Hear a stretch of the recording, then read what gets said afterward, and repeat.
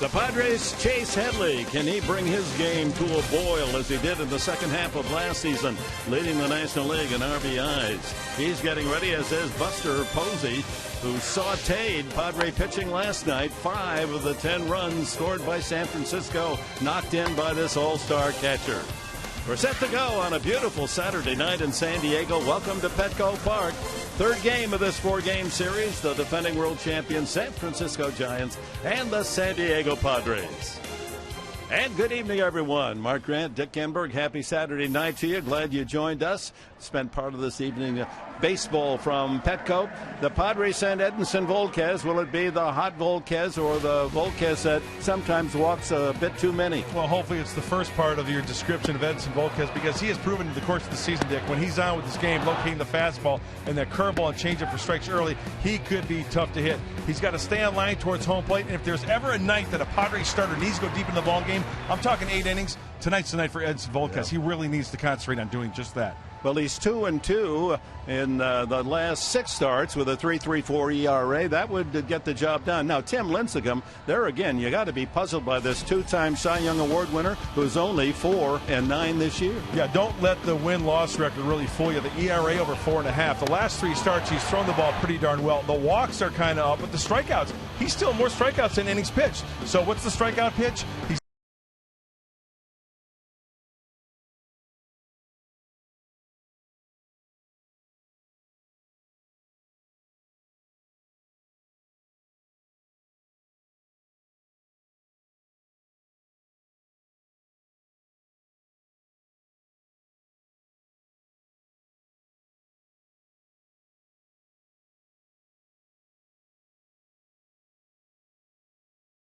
who's a San Diego native, San Diego State player.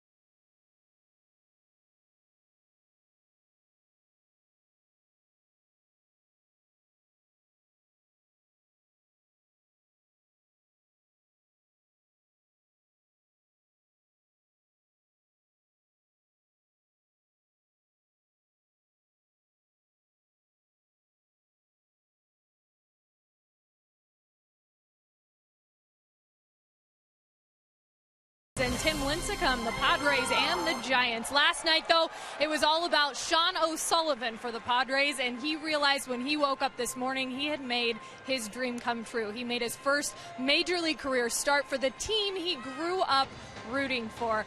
And Sean said, you know, when he ran out from the bullpen, he tried to soak up the moment, but knew this was an experience he'd never forget. I was just constantly looking through the stands trying to find people, obviously after I was done pitching. But I've gotten so much support since I've been here, friends, family, friends of friends of friends. So it's been really nice to be home and to, because I'm just as much a fan of the Padres as a player. So it was special for me to put that uniform on tonight. That is our Geico quote of the game. And yes, it was a very proud moment for mom, dad, brothers, wife, in-laws, all of them here for Sean's special day. Tonight, though, it's Edinson Volquez going for win number 8 on the season against Tim Lincecum. We'll see you with first pitch right after the break.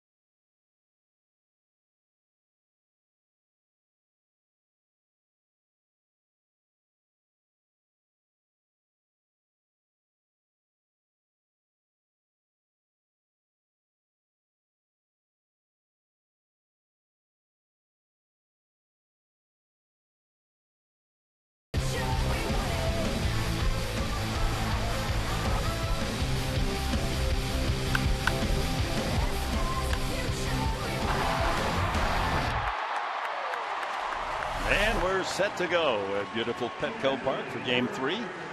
The Giants start tonight at 42-50. They're 6.5 games behind first place Arizona in the West. Padres 8.5 off the lead of the Diamondbacks. As we're ready for the San Francisco Giants starting lineup, here's Bruce Bochy's batting order.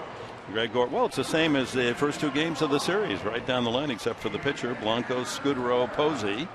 Pablo Sandoval, Hunter Pence in right, Brandon Belt the first baseman, Kenseki Tanaka in left field, Brandon Crawford hitting 8th and a pretty solid hitter in that 8th spot, and Tim Lincecum will bat 9th. And the Padres defense brought to you by Aramco Mortgage. Tonight's Padres defense, it features Quinton Amarista Venable left to right in the outfield, Headley, Cabrera, Jerko at second, Alonso at first, Rivera behind the place. Rene Rivera gets his first start since being called up from Tucson, where he was a PCL All-Star.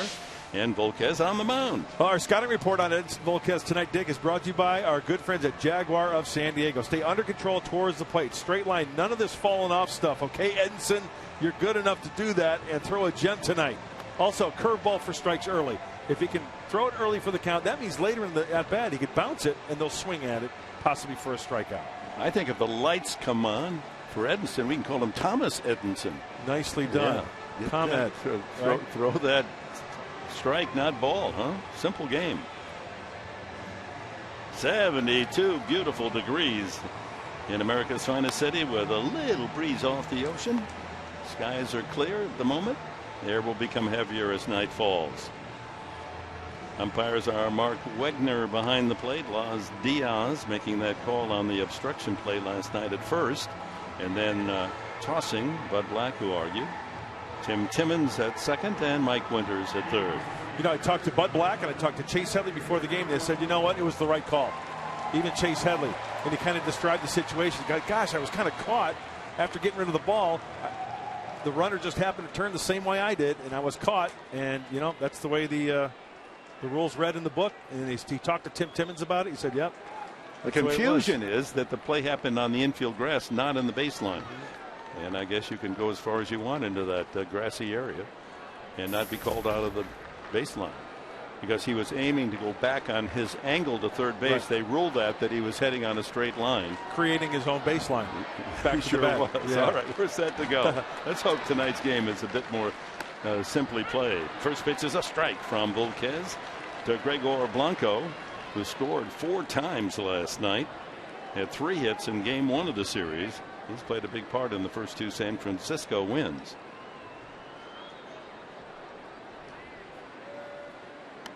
The Giants, and get this, have not won games back to back, haven't won 2 in a row in over a month.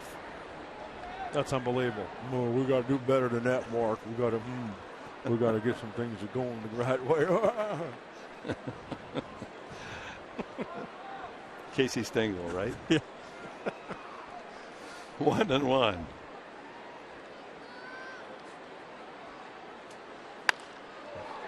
Fouled away by Blanco. You know, every time Edinson pitches, I kind of hope, along with you, Dick, and Padre fans, if he could throw 12 pitches or fewer in the first inning, I think he's going to be golden. And the other person that's going to be smiling is pitching coach Darren Balsley, as he watches every move of his pitchers. Crowd still filing in on the Saturday night. Sellout last night. It'll be a big house again tonight. That's in there. And Blanco looks at it. Strike 3. Good start for Volquez. Brings up second baseman and all-star Marco Scudero. Fooled him with a fastball. 2-seamer, good movement. Rivera frames that pitch right down the middle. And that's a legitimate strike right there. Right at the belt buckle. Scudero likes playing his game under the lights. He's a good nighttime hitter. Overall, 318. That's in the top 10 National League. But at night, he's the 3rd best hitter in the league, 338. So he probably won't get a hit here because it's not quite night time. There's a lot of daylight left. We need dusk numbers, right? It's not even dusk yet, though. Beautiful time of the night, isn't it? It's my favorite. That low I agree. The low sun before sunset makes you want to prop up your feet and enjoy a social sparkler. But get your feet out of the sand, look out at the sun setting over the Pacific Ocean, or be here at Petco. 2-0 to Scudero. 92 with a strike. Edinson now 30. He was all-star with Cincinnati back in 2008 when he was 17-6, his best ever major league season. That's a great year at that ball yard in Cincinnati and that division. 3-1. You know, you win that many games to put up those numbers in the National League Central with those ballparks. You're pitching very well.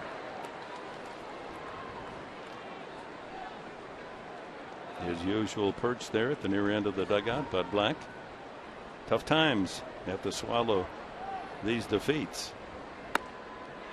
Yeah, I'll be quite honest with you. Last night was juego feo. Ugly game. It was. And Buddy would be the first one to admit that.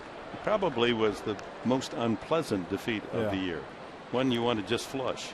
And maybe they needed a bad loss like that just to forget about it. Let's start anew. This is the first day of the rest of the season.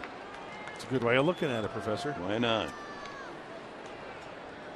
Fouled away. Last year at this time, the Padres were 39-55. They're 41 and 53 coming in tonight, so they're at a better place than a season ago. And of course, the last half of the year was a very good time for the Padres. As you look at the 2 men on the DL, Clayton Richard and Corey Lukey, and tomorrow's starter Eric Stoltz. All the lefties sticking together, huh? Yeah. Ground ball to short. Cabrera across to Alonso, 2 away.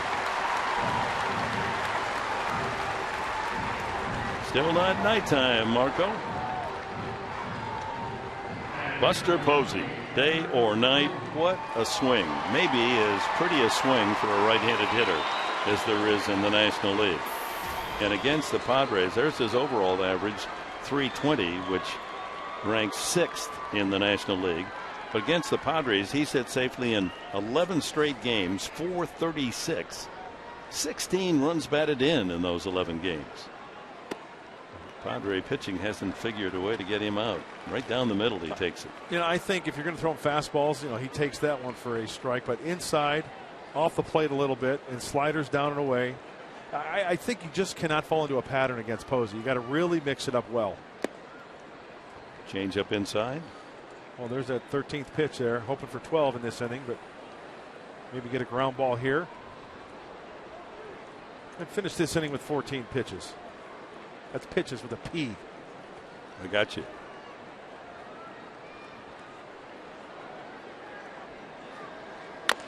High chopper, tough play for Cabrera, and he can't make it. Had to go for the short hop, even though Posey doesn't run well, because time was running out. Do or die, and that should be a base hit. You know what, Dick, I was taking into consideration Posey. I thought that he was going to play this right there. He was going to play it back rather than the short hop. And that ball goes right up the heel of his glove. Another hit for Posey. Brings up Pablo Sandoval. Kung Fu Panda goes through that ritual. Several little good luck moves that he makes with making lines in the outside the batter's box. Now he's set to hit. Line drive home run on Friday night. He had a couple of hits last night, and there's one aimed up the alley in right center field, and with 2 outs, Posey running all the way. They'll have to hurry on the relay. Here comes Posey around third, and he will score on a double by Sandoval.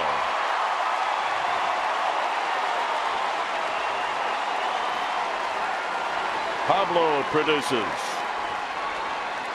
And the Giants score first. Maybe that's a good thing. The Padres scored first on Friday and Saturday and didn't win. Well, it's just frustrating because you make a good pitch against Posey, and on the short hop, Everett Cabrera can't come up with it. And this ball rattles into the right center field gap. And the pitch count starts to mount. Only 15 pitches for Edson Volquez, but it all started with that infield single off the bat of Buster Posey. Now, the Giants have had a terrible record coming into this series, hitting with runners in scoring position, about the worst in the majors. But in this series, they're 12 for 33. They're hitting .364. Last night they had 8 hits with runners in scoring position. That was by far their best of the season. Pence, good curveball for a strike. This is where I hope this doesn't affect Edson Volquez. 2 quick outs, the infield single, the extra base hit. Concentrate on keeping it at 1 run here in the first. Pence tied for the club lead in home runs with 13. He shares that with Posey. 1 ball, 1 strike.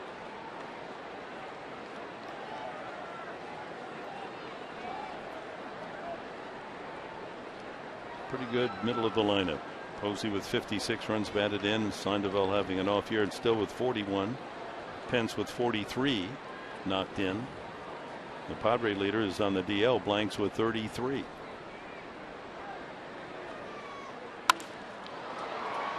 Sails high and deep down the right field line and foul, as it's time for the Sequan Casino Vacation stat of the game. Hunter Pence has struck out more than any Giant against any opponent in the league. Hunter Pence, He'll chase 14 times. Yeah, especially 1-2 count here. Edinson Volquez knows he does not have to throw him a strike here. Well, he didn't. Change up way upstairs, 2-2.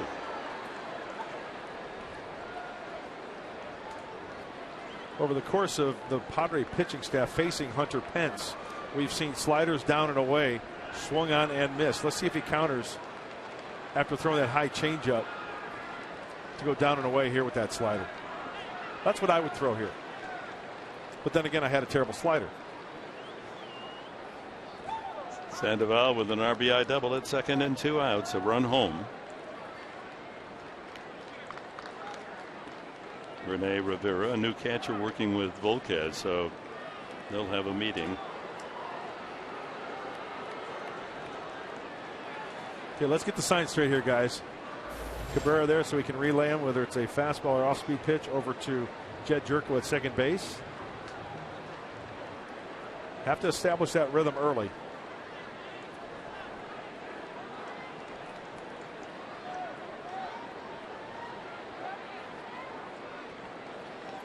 Ball is set, and the 2-2 pitch. Struck him out. Changeup was low and inside, but Pence goes for it. Couple of strikeouts, but a run scores.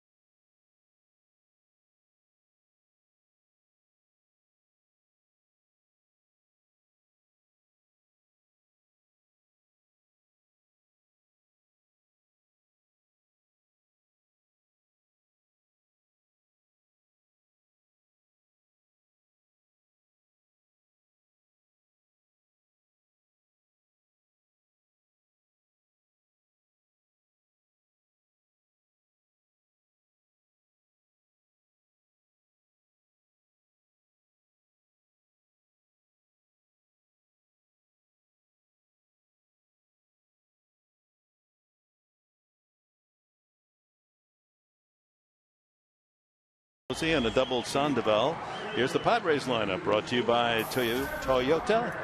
Everett Cabrera leads it off. Alexi Amarista, then Chase Headley with Carlos Quentin batting cleanup. Yonder Alonso and Jed Jerko back in the lineup, trying to get that swing back that they produced some big hits before the injuries. They were 0 for 8 last night collectively. Will Venable in right field hit 7th. Rene Rivera, his first start, hit over 340 at Tucson. Edinson Volquez on the mound batting 9th. And here's the Giants defense, brought to you by Hyundai. Tanaka, Blanco, and Pence in the outfield, left to right. Sandoval and Belt at the corners. Crawford and Scudero up the middle. Lincecum on the mound, and all-star Buster Posey behind the plate. And for the Giants, Tim Lincecum. Here's the scouting report on good old number 55. The splange. Remember, that's the split and changeup grip. That is his best pitch. A lot more off-speed pitches. He likes to go to the slider for the strikeout, and fastball location is kind of erratic. Sometimes just a show-me pitch for Tim Lincecum. Cabrera, the leading Padre hitter, Fast. starts at 292 and leads as well in runs, hits, triples, and walks. Takes a strike. Now the Padres in the last 2 games have scored 3 runs, all in the first inning on 4 hits. And then the batters, or the innings rather, 2 through 9, no runs and 6 hits. Out of play.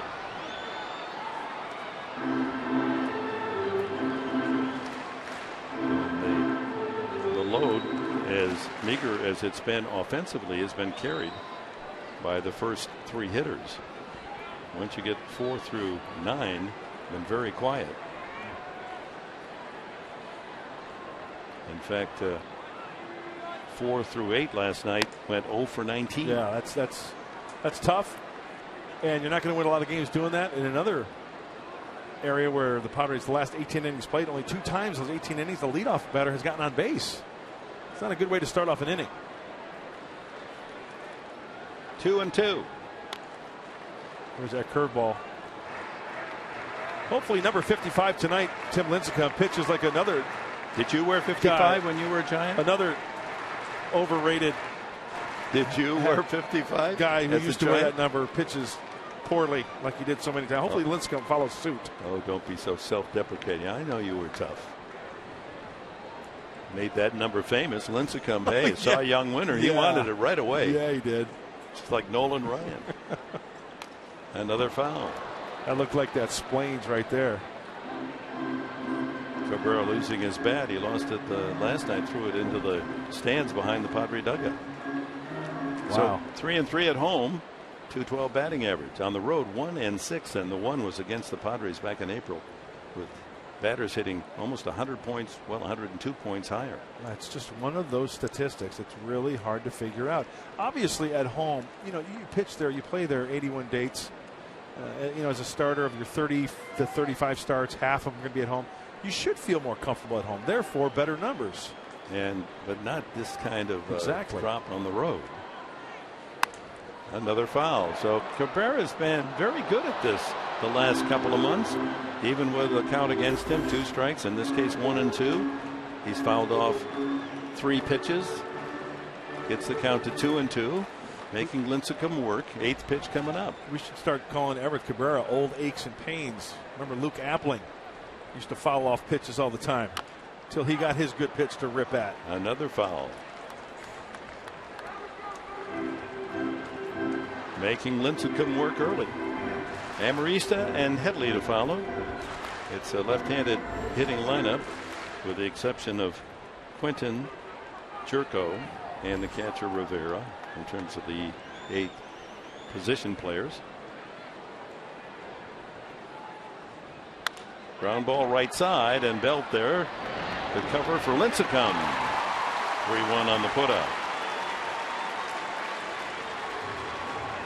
On the 9th pitch, Lincecum finally retires. Everett Cabrera brings up Alexi Amarista. I don't think Tim Lincecum ages. When you look at him, he looks like he does since day one he's been in the big leagues. I don't know. When he cut the long hair, I think it made him look even younger. He just turned 29. University of Washington star pitcher. Native of Washington, Renton. He was 2-time Pac-10 player pitcher of the year, 4-time All-Star, 2-time Cy Young winner. And in his career, Lincecum has struck out more than 1 batter per inning. 1,429 strikeouts and 1,321 innings. Now remember, when Timmy first came up to the big leagues, he was doing mid-90s. He touched 96. Oh, now he's around 90 more. 90, often. 91. Have to reinvent yourself and utilize that off-speed stuff more. Like we looked at his numbers before the game, still going into this game, more strikeouts than innings pitched, and that's a good sign for a guy who doesn't throw as hard as he used to.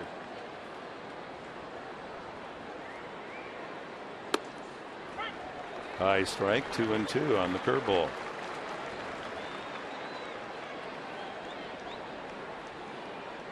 For Alexi Amarista, you can see it's pretty much splitting hairs into the outfield, but the power to center field and right for Alexi.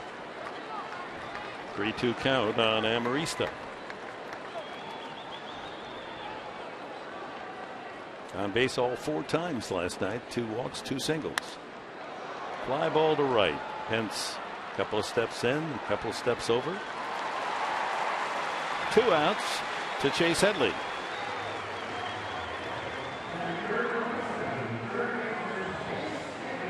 Looks like Tim Lincecum breaking out a new glove. That one looks like it just came right out of the box. Very good looking guante. Remember the first really new, big, great glove that you got? Wilson A2000. Yeah. I think my dad spent $65 on it, and that was like. Whose signature was that in? It was not a signature model. It was one of those ones that the pros used. You know. Tim uses a Rawlings, the Gold Glove Company, Rawlings. 1-1 to Headley. Getting 224 from the left side, 248 from the right side.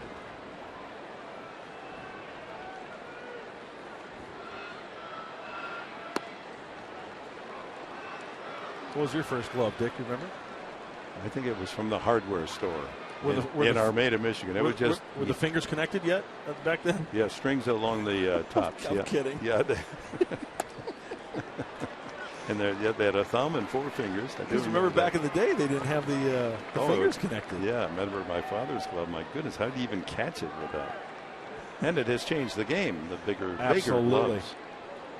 3-1, and Headley's aboard with a walk. First base runner.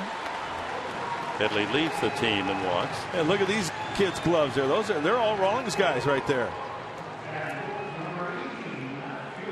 They got the San Francisco kid sandwiched. Yeah. And remember back in the day, they used to leave their gloves out on the field. Yeah, you just flip it behind your position. Yeah. Shortstop would just give it a toss and to short left field. Yeah. Listening to an interesting interview on the radio coming in, a story about the designated hitter, and it was on ESPN radio, 1090 here, our Padre radio flagship station, about the DH in the National League and how close it came to being invoked in the National League. Actually, they thought they had enough votes for it, and because the Philadelphia Phillies owner was out fishing with his goddaughter or granddaughter, they couldn't get to him. He would have voted for it, but didn't want to be bothered by any phone call while he was fishing. And so they abstained, and that's as good as a negative vote. And that was back in 1980, 81, 82. So it was that close to, heaven forbid, the National League using the DH. Better game over on this side. Was that Mr. Giles? Was he the owner? Giles was I think the general manager. Carpenter, Mr. Carpenter was the owner. Carlos Quinton leads the team in home runs with 11. Accounted for a run on Friday night with a double. Homered against Colorado in this homestand. Oh, is that young lad a happy one? Look at that big league ball. 0-2. Pitch out. Don't see many of those with Headley at first base.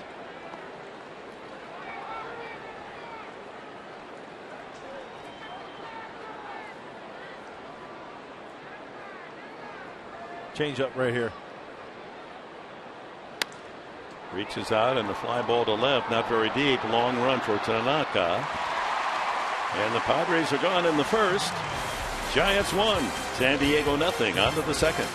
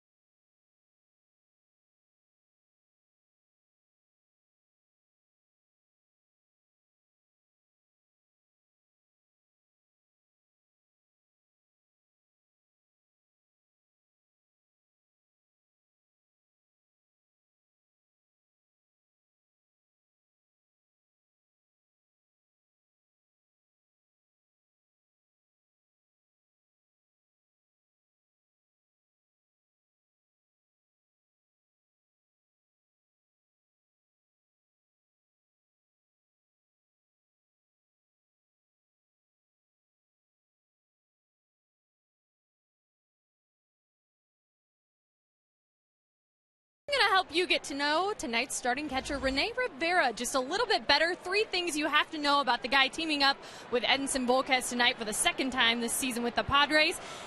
His number 1 hobby, loves to cook, and his favorite meal, guys, steak, rice, and beans. He says his mother makes it best, don't they always? And favorite player, Ivan Rodriguez, a big fan of Pudge.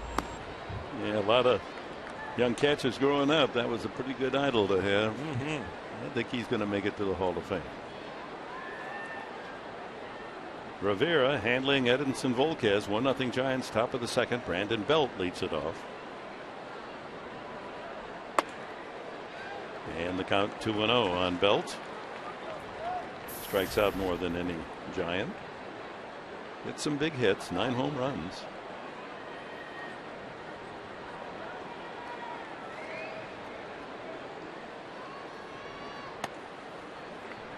(3-0).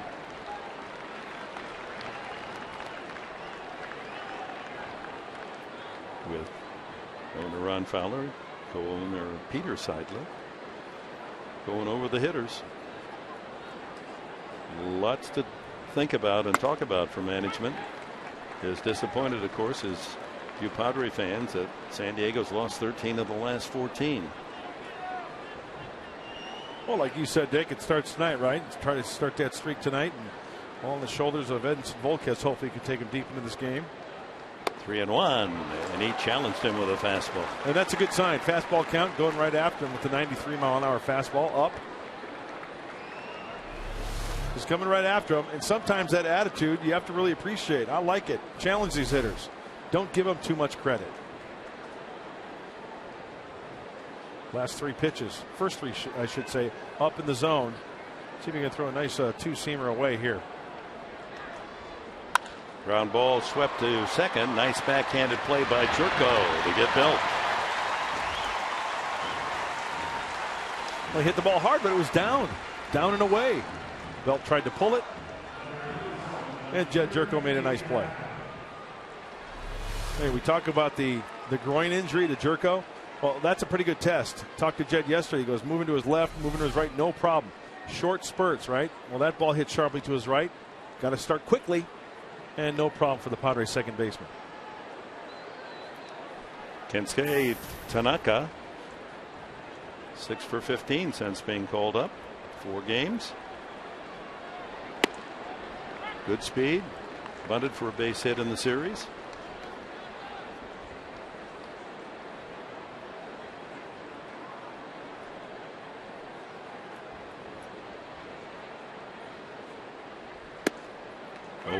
Love that. Pitching him in. I said it last night. I'll say it again. I think a pitcher like Volquez, who's got the 93 to 95 mile an hour fastball, you pitch him in, you can knock the bat right out of his hands. And you know what? If you pitch him high in the strike zone, that's fine. Curveball inside and low. Doesn't have a lot of power. So up and away. Hey, give him left field. And then when you look at the outfield, that is the way that they are playing him. Went way over near the line. Amarista playing him like a pull right-handed hitter in left center. Struck him out. Went after a pitch low and inside. 3 strikeouts now for Volquez. He used the changeup to get the job done there. Body going forward, couldn't keep the hands back, and Tanaka swings right over the top of this changeup. Good arm action and a nice pick by Rene Rivera. Sneak inside the glove. The changeup grip. Look at the motion. Same as the fastball. Good leg kick up top. Fire it. Fire those hips. Work that cheek leg. Brandon Crawford, the hitter. Curveball hangs outside. See him slope his arm on that pitch.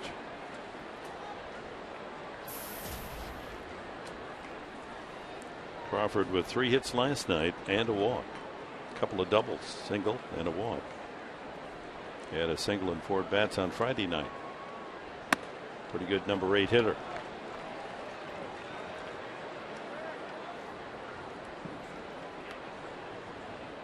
Not a bad seat. See the sun reflecting off the glass there in that apartment set.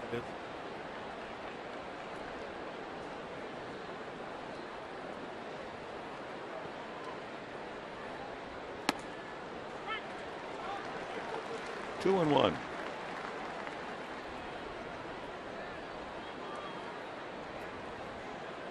Edmondson with 20 pitches in the first inning, now 13 in the second.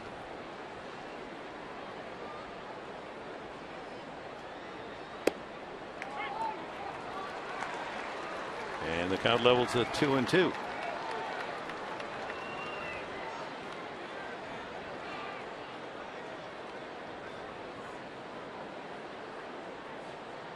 Nick Hundley got the night off talking with pitching coach Darren Balsley.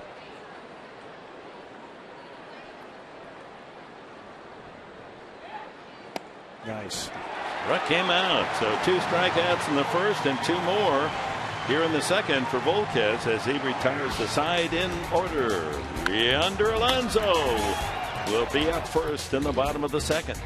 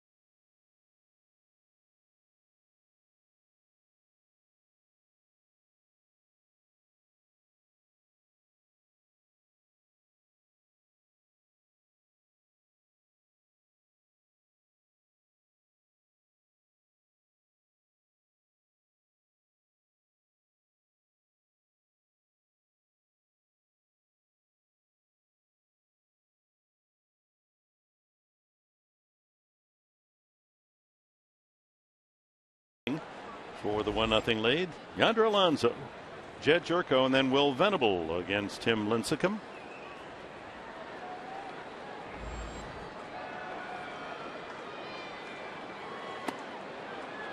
Takes high, ball 1.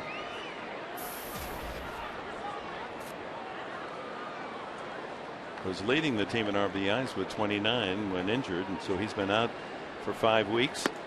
And still only 4 off the club lead in runs batted in, 33 for Kyle Blanks. Kyle on the 15-day disabled list with that sore Achilles. Placed on the DL yesterday. High drive, center field. That's chasing Blanco back and makes the catch, a step on the warning pad. Well, it's time for our AT&T Twitter poll question. Here it is. Which of these all-star memories is your favorite? 1999 at Boston's Fenway Park, honoring the great Ted Williams. At Seattle, Cal Ripken Jr., homers, goes back to play shortstop. 1934 at the Polo Grounds, Carl Hubble strikes out 5. We'll get to that in a little bit. And number 4, 1983 off Atlee Hammaker. The only grand slam in all-star game history at Old Comiskey Park in Chicago. So Brad Lim. Yeah, remember 2013 Major League Baseball All-Star game coming to you from New York City, July 16th, coming up quickly. Get your All-Star fix right here on Fox. And there's the representative for the Padres, Everett Cabrera. That game at 4:30 here at West Coast time on Tuesday night. Jerko, the batter. There's that splitter. 1-2. Rough night last night for Jerko. He started with a ground out and 2 strikeouts. Then he hit the ball hard, lined it to short.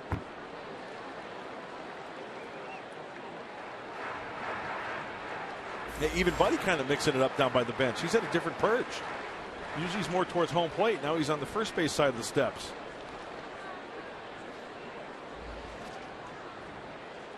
Oh, hits Jerko. That was a off-speed breaking ball, and Jerko's aboard with one out.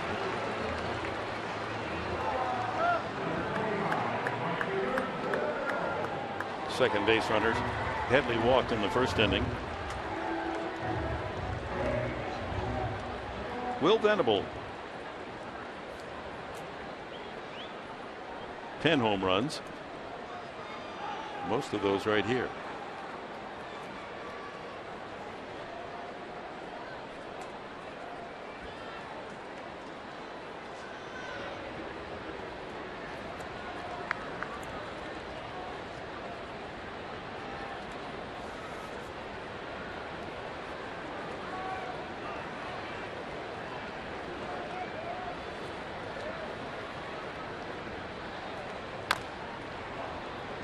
Pounds that foul.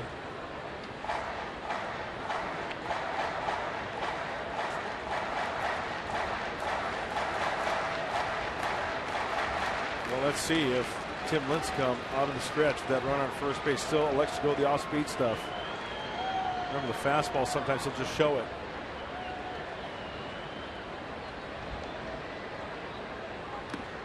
Off speed, and he fooled Venable with that breaking ball. Curveball. 8 of the 10 home runs hit here at Petco for Venable. And the thinking was that in their studies prior to moving the fences in and right, that the one player that would benefit most would be Venable, because he had more balls caught up against the wall or on the warning track, now part of the jack deck, than any other Padre. Swing and a miss. First strikeout for Venable. Well, you go back to one of the great all-star performances, King Carl Hubble striking out Babe Ruth and Lou Gehrig and Jimmy Fox and Al Simmons. Who am I living out there, Mark? I think, was it, correct me if I'm wrong, was Joe Cronin one of the strikeouts? I think Cronin was, but that was 5 in a row, and it was just amazing, which is the all-star memory. All of you thought Ted Williams had emotional appearance at Fenway Park. And I think, did you mention Jimmy Fox? Yes, I did. You did. Is that Jimmy Fox double X? Double X. So early the voting. Screwball. That's when we first heard about the screwball. Yep. Left-hander turning that wrist and making the ball not curve the normal way, but the opposite way, curving away from a right-handed batter. Early votes are in 100% for the Ted Williams tribute when he was honored at Fenway Park. That was something. That was really special. When they brought him in the wheelchair from center field, Tony Gwynn right there at his side. Even though he couldn't see very well, he still his pitch was right there in the strike zone. All the players huddled around him on the mound. Rene Rivera. He went around 0-2 the count. There he is, being brought in from center field. Tony Gwynn then went out to his side as he and Ted developed a very close friendship as he would return to San Diego. It's the greatest catch I've ever seen in baseball. In all the games I've seen, it was not in a ballpark. It was in Larry Lucchino's home. Swing and a miss, strike 3. We'll detail that story when we come back. 2 strikeouts for Lincecum. It's 1-0 San Francisco.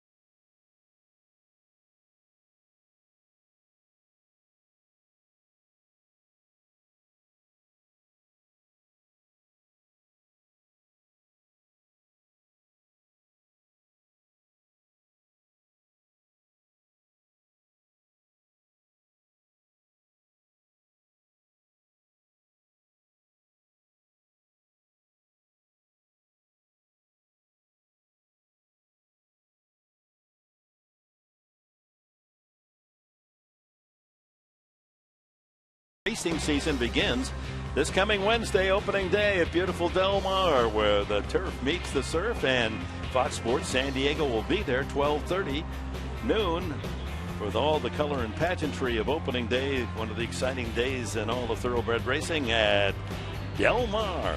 Be with us here on Fox Sports San Diego. They call those outfits the silks, right? Yeah, What the jockeys silks. wear? Yes, the silks. Very cool. Dave Winfield in the audience again tonight.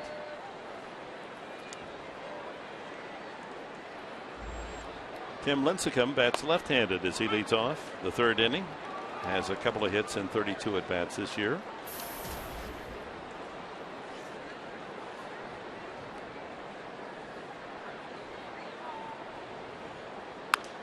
Volquez with 4 strikeouts in the first 2 innings. So there was a party at Larry Lucchino's home to honor Ted Williams, who was in town, and I was fortunate to be one of those invited. This is, I'm guessing 10, 12 years ago. I'm still waiting for that invitation, but go ahead. And I'd have to go to Boston now. But after just the chit chat and the hour of libations, there were 2 stools with no backs on them, 2 high stools, and then Tony Gwynn and Ted Williams sat on the stools while they talked baseball and we asked questions. It was just fabulous. Oh, that's awesome. But Ted had already had a stroke or 2, and his balance wasn't very good. And Ted really, when he got going talking about hitting, he was waving his right hand and his left hand, and he lost his balance and he started to fall over backwards on the chair. Tony Gwynn goes behind him, made the catch. Leave it to the Gold Glover. Greatest catch I've ever seen. That's great. Caught Ted Williams before he hit the deck. Lincecum just did go foul. Headley. He chased a sigh of relief.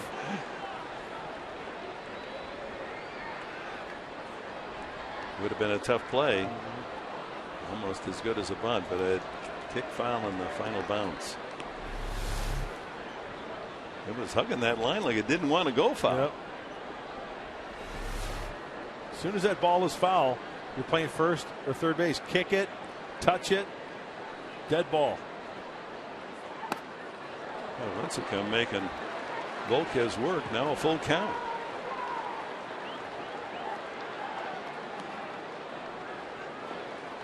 Well, he had him 0-2, now a full count. Hopefully he can put him away right here. Only 2 hits all season and 32 trips. 2-hopper to Jerko for the first out.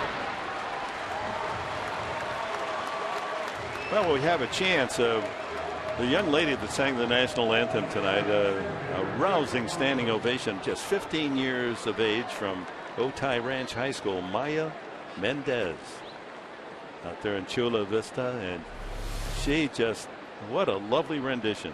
Just 15. Beautiful voice. Well done. Thanks for being here. She did a great job. Leadoff hitter Gregor Blanco took a 3rd strike the first time. Breaking ball misses. So there's that curveball from Volquez. He really needs to get that early strike, one of the first 2 pitches, and then he can go to that type of curveball with 2 strikes. Mark Sweeney and I were talking about that before the game. You know, if you throw it early for a strike, you've got it in the back of your mind, and you see it, you have to swing at it. Fastball strike. So that graphic how Blanco is worn out Padre pitching in 9 games this year, hitting .452.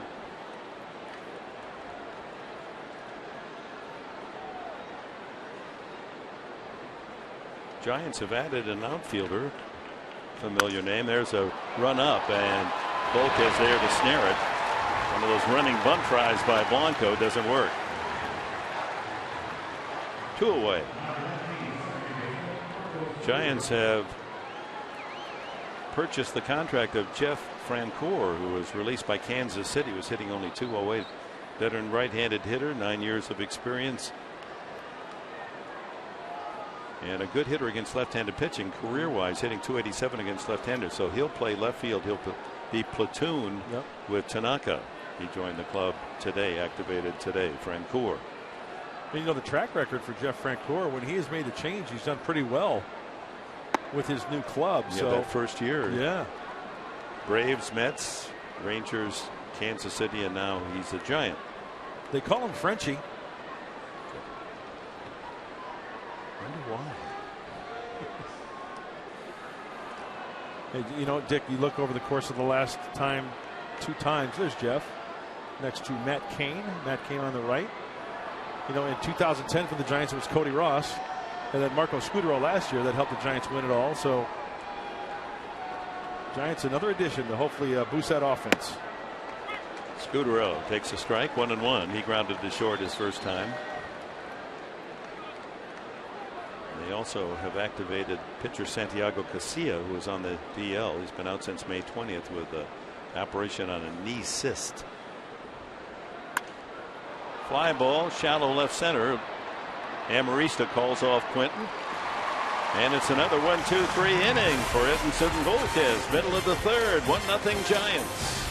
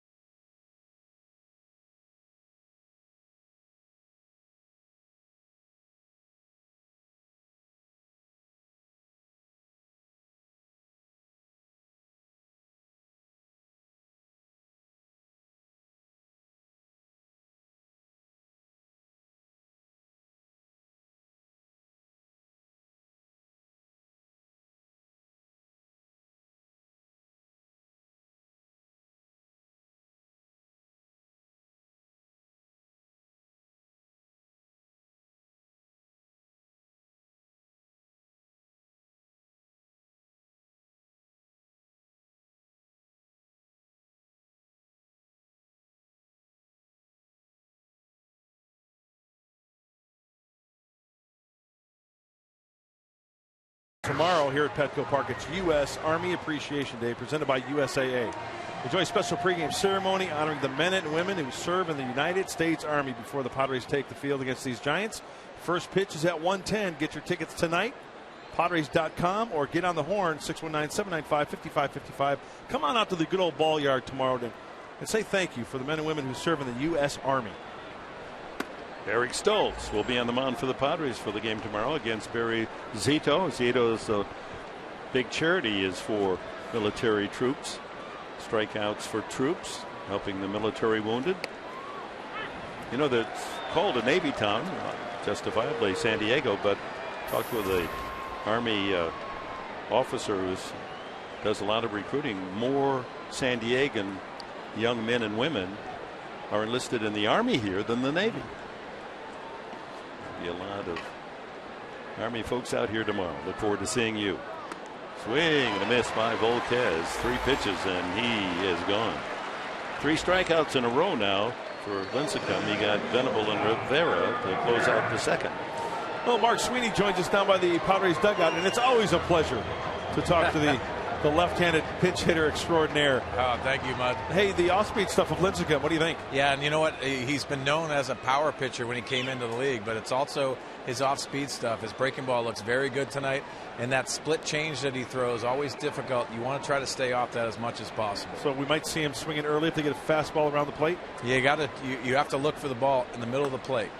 Got it. Sounds pretty simple, but when he works on the edges, the movement takes it off the plate, and that's what you have to do. You have to try to get into so many hitters' counts. Tonight he looks like he has good command of his breaking stuff. Look at Cabrera, the infield, respecting his speed and possible bunt. Sandoval's in on the grass at third, and Beld is just off the grass at first. So that opens up some holes.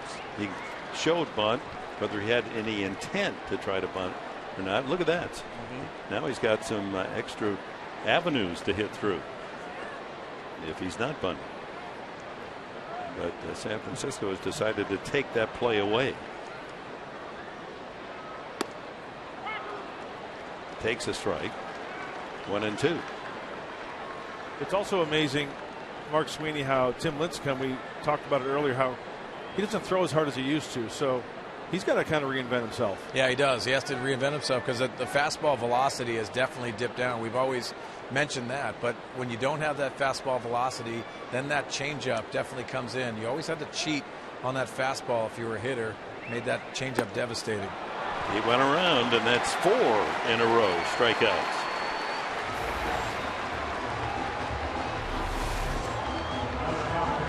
He's got the Padres fishing. They're really off balance with against Lincecum here.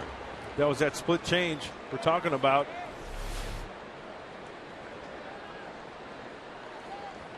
Final few minutes of twilight. Alexi Amarista. There's that splitter.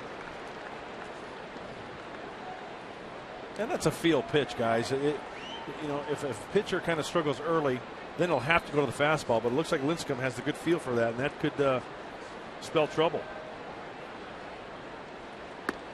Then he sneaks the fastball over at 90. Did you see the location on that one? Pinpoint control in the outside corner. Up a little bit, but right on the outside corner. Out of play. Oh. Nice play. That fan one-handed. I think it hit the railing and bounced right to him. Big San Diego t-shirt.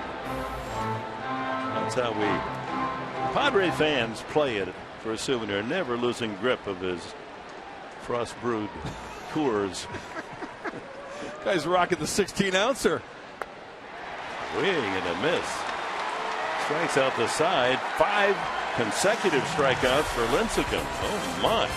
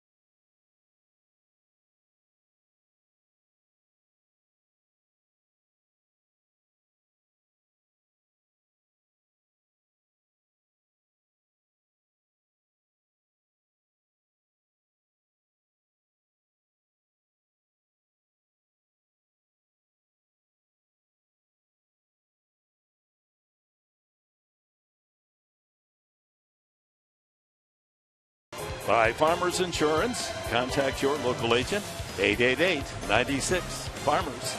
And by GMC. We are professional grade. 3 innings in the books. Padres trailing the Giants 1-0, and Tim Lincecum, striking out 5 consecutive batters, has not allowed a hit through 3. Buster Posey has one of the 2 hits for the Giants, an infield hit in the first inning, and came home on Pablo Sandoval's double all the way to the screen in right center field.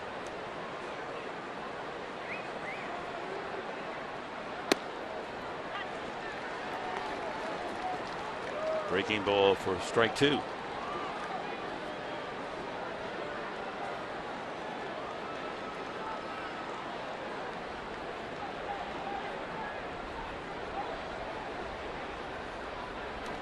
In the dirt. A good block by Rivera. Have to do that with 2 strikes. Not going to get Buster Posey, to swing at too many bad pitches like that one. But you got to go down there. Remember earlier in this homestand, we got to meet Hunter Renfroe, the #1 draft pick of the Padres. Came up to visit us during our telecast, and on his way to Eugene. Update on him. He played his first game up at Eugene 2 nights ago, went 2 for 4 with a walk. Last night was 2 for 3 with a walk, so he started 4 for 7. A couple of walks for Hunter Renfroe. He's hitting 3rd in the lineup, playing right field for Eugene. He's got a heck of an arm as well. 2-2 to Posey. Foul back.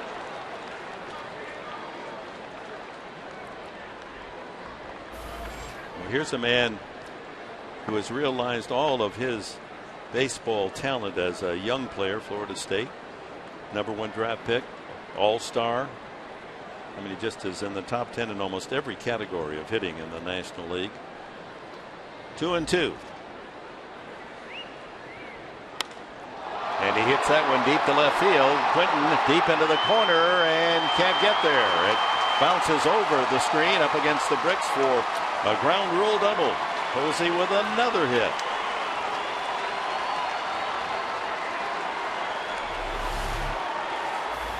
That was a changeup, and Rivera set up a wave. And Buster Posey, he keeps his hands back, and Mark Sweeney could chime in on this one.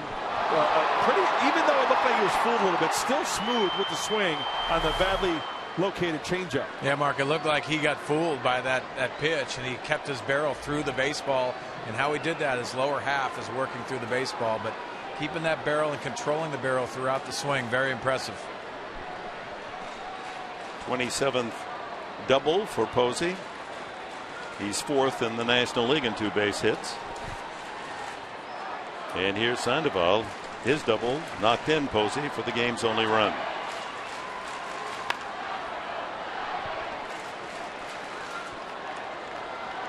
Well, guys, let's take a look at Buster Posey's swing, and he's a little bit out front, but take a look at how his lower half and that drive of his legs enables that barrel to stay through the baseball. That's the impressive part. He can handle all quadrants of the strike zone, but also when he gets fooled, he can handle the barrel of the bat as well.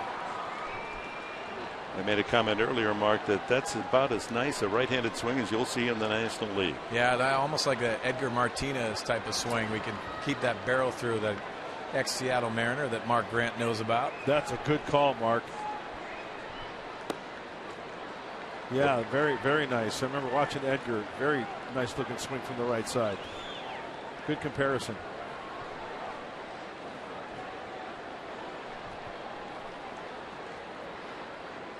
Good job by Pablo with runners in scoring position this year.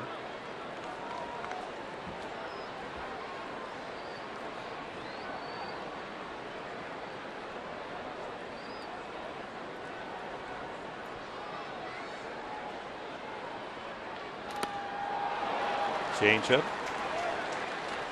Sandoval just kicks the ball away. Well, they travel well, the Giants.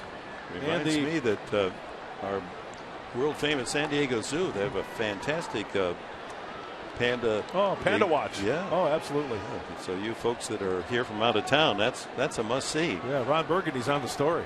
That's right.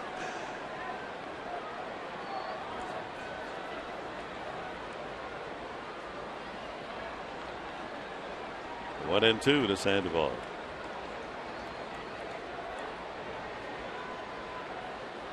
You know, we're blessed with a lot of bamboo here in Southern California, but They actually go out and harvest the very best for their pandas.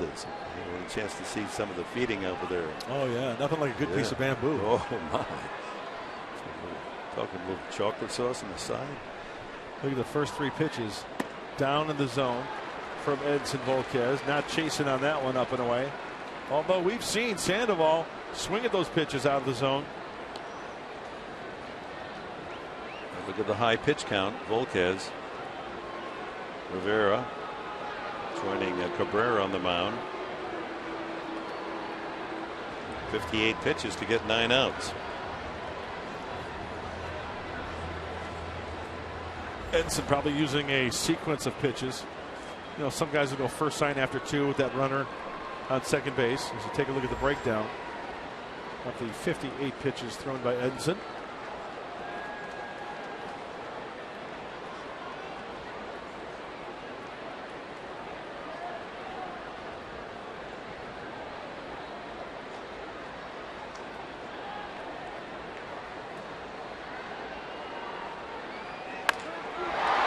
Deep to center, and Marista back and can't get there.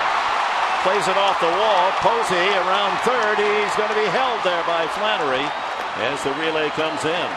Boy, fast fielding by Amarista to be able to go for the ball. Didn't quite catch it. Wheels and catches the carom off the center field wall and gets it in quickly enough that Posey, who had to play it safe, could make it only to third on another double by Sandoval. Oh. Curveball down, and you can tell by the sound of the ball off that bat from our vantage point. I thought that ball had a chance to get a little farther, but Alexi Amarista just misses it.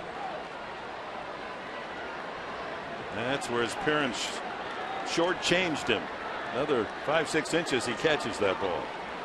And with the way he was playing it, you know, Buster Posey, he's got to hold up. If he catches that ball, he's got to retreat back to second base. So second and third on back-to-back doubles, no one out, and here's Hunter Pence. Waves at that breaking ball outside.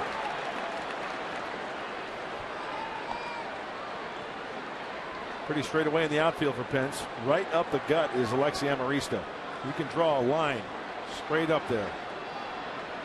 As you can see, infield back, they'll give up a run for an out. The 2 men in scoring position. That's the play. That'll get the run in. Jerko throws out Pence. It's 2-0 as Posey scores. Second time he scored tonight. Pence with his 44th RBI. And Sandoval goes to third with 1 out. They can add another run. Well, Mark Sweeney, that's a perfect example of Hunter Pence just kind of playing pepper and putting the ball in play, not trying to do too much. Yeah, doing a good job on a good pitch by Edson Volquez. That slow breaking ball, that's what you're usually going to have to pull to the left side, but he does a nice job staying inside it up the middle of the diamond, advancing both runners. Brandon Belt, now the infield will come in.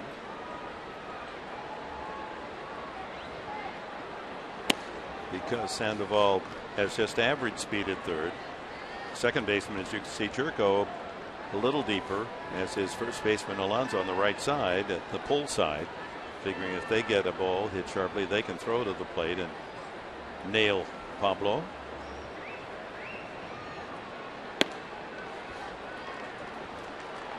Two and 0, first base open. Tanaka on deck.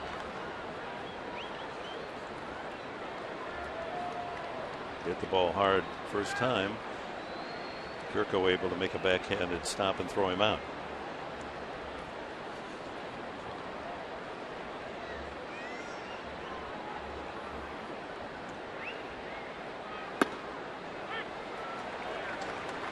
Good pitch on the inside corner. Yeah, I love that two-seam fastball that comes back in over the plate. Kind of straightens up the left-handed hitters like Brandon Belt. To see Edson Volquez maybe do more of that. It's really a tough pitch to keep fair if you swing at it. Try to put it in play.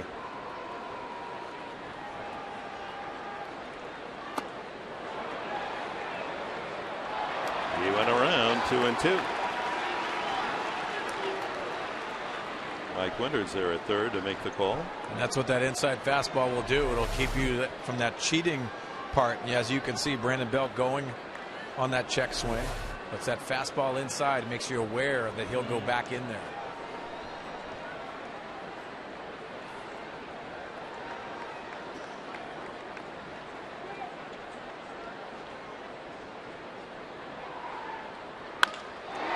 Hit well, high and deep to right field, to the wall and into the sand pit. A home run for Belt.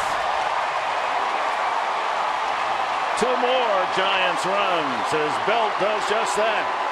Belt's his 10th homer of the year.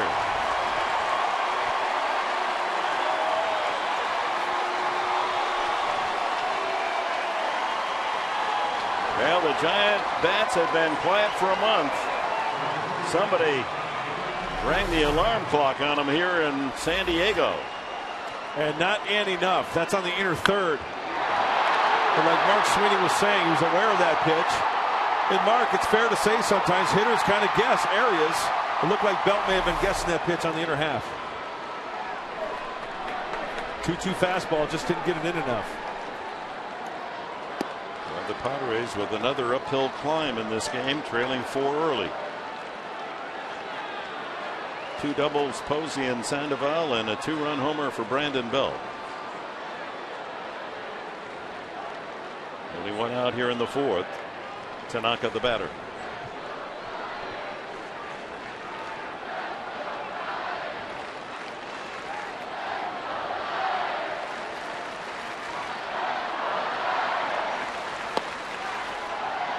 One and one curveball.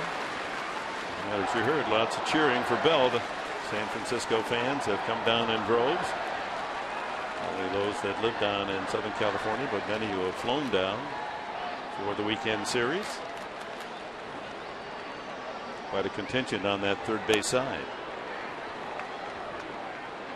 414 feet, the Belt home run measured. Lots of orange and black down there beyond the third base dugout.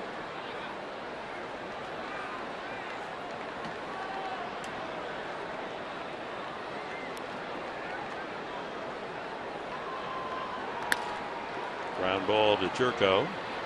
And Tanaka is out. 2 gone.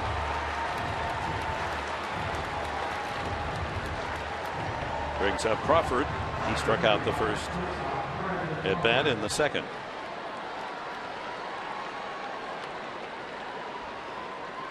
So Mark Sweeney still down there. Dave Winfield, we saw him earlier, the Hall of Famer, Padre vice president, during spring training. We're talking about how you judge talent from young, promising, or not so promising to Hall of Fame quality. And he broke it down into 4 basic categories, which I found really interesting. First category are those players that are, or potential players that are unconscious incompetence and incompetent. Well, basically, Dick, what he really wants is how much you can understand the type of the game. And then there's conscious and incompetent. You know you're not good. Then you're conscious and competent. And then you're unconsciously competent. Those are the Willie Mays and Hank Aaron. You're so good you unconsciously get the job done. Talk about more of that later. 4-0 Giants.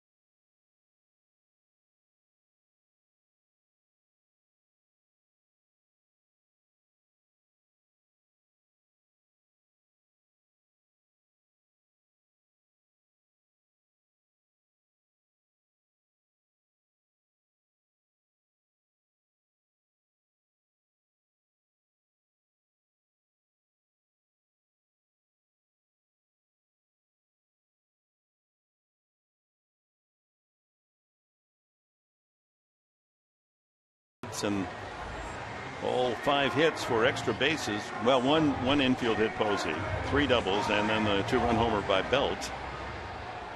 So he's in double figures in the home run column. And Tim Lincecum has allowed a walk and a hit batsman. That's been it. Striking out 5, all 5 in a row, as Headley will try to break that string and looks at that curveball for a strike. Well, it's a tough hole to dig out of, especially with the way Tim Lincecum has been pitching the first 3 innings here. He's really got that off-speed stuff working for him. 0-2. First pitch curveball for a strike. Second pitch slider for a strike. Although that last pitch could have been one of those splitters. Yeah, it had that action of a slider. Lincecum working quickly, 1-2.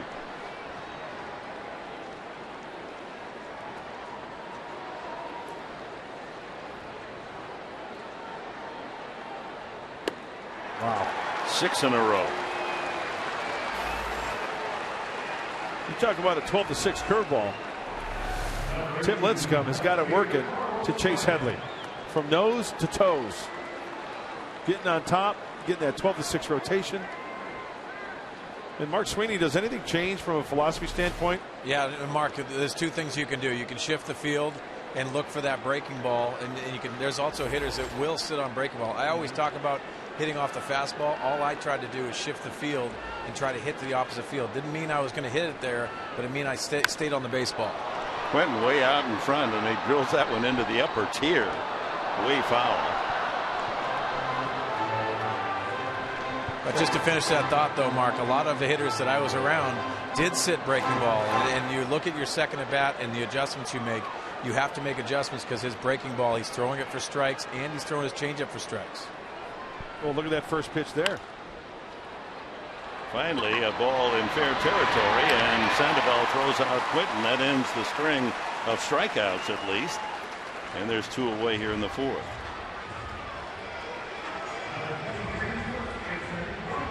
I'm going to go back again to that whole Dave Winfield stages of talent. Unconscious incompetence means there's the players that they're not any good and they don't know any better. Right. You know, they don't know they're not any good. I've known a few of those. I'd probably fit in that category. Then the second is consciously incompetent. You know you're not very good, but you know that, and you can try to make yourself better. You know, scratch it out. Maybe you can make the team. Then there's the conscious competence. You know you're good, but you're still working on it, and you are good, better than the other. And then there's the unconscious competence. That just the guys that go out there. This game's so easy. That's right. And I think Buster Posey fits into that category. He just is. It doesn't seem to be any extra effort. He just, everything he does is almost unconsciously good, competent. I thought that was a nice way of breaking down the 4 stages of possible talent. And a guy, well, any baseball player should know that this is a game of failure. I mean, we all know that. But if Buster Posey's in one of those situations where he does strike out or doesn't move the runner, he's so confident he says, okay, didn't do it that time, I'm going to do it the next time. Yeah, guys, so many hitters that have built up a resume in baseball. They understand even if they start off and they're not feeling good, they know the numbers are going to be there at the end of the year. So that's the confidence that they draw upon. So where would you put yourself in that list? Consciously competent? Well, incompetent, obviously. I'm going to start with that. No, you know, I constantly looked at improving every single day, and that was a motivation of staying in a major league uniform. Very difficult, and you know, it's one of those things that you constantly think, hey, I can always get better because this game brings that mentality into you. And that saying you're consciously incompetent is not a bad thing. I mean, it means that you know your limitations, and as Mark is saying, you try to improve on that, get better. Maybe you're not as fast or strong and naturally gifted as another player, but you can still be good enough to make it to the big leagues. And you think of a guy like David Eckstein, might fit in that category. Ground ball, just foul, almost hit the bag. Oh, Alonso showing that has the idea of using the whole field. Foul balls down the left field line, pulling that one just foul. Padres still looking for their first hit with 2 outs in the 4th. Lincecum masterfully holding them in check. A walk and a hit batsman. That's been it. Another foul. Some good swings by Alonso in this at bat.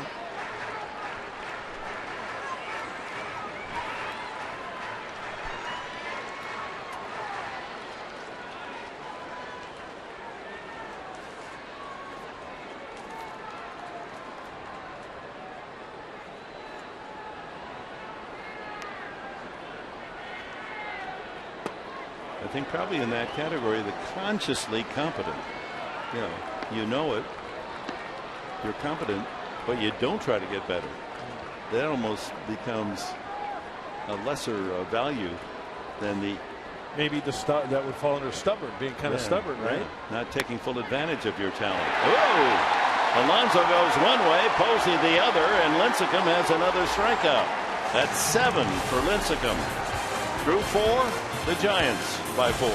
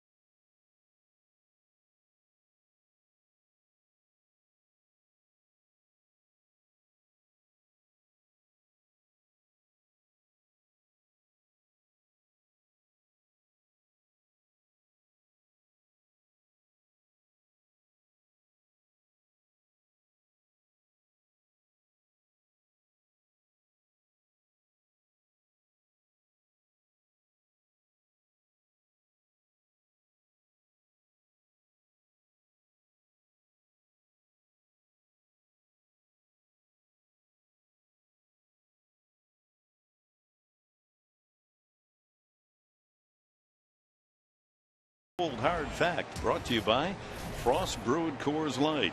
Volquez had allowed just 7 home runs coming into this game. And in the first 12 starts this season, then the last 7 starts, only 1 home run for a total of 8 on the season. Brandon Belt touched him up tonight. But he's not been guilty of throwing the home run ball. It's been the bases on balls, although tonight he has not walked a man. I think sometimes Edinson Volquez can be a little bit effectively wild, so therefore hitters aren't really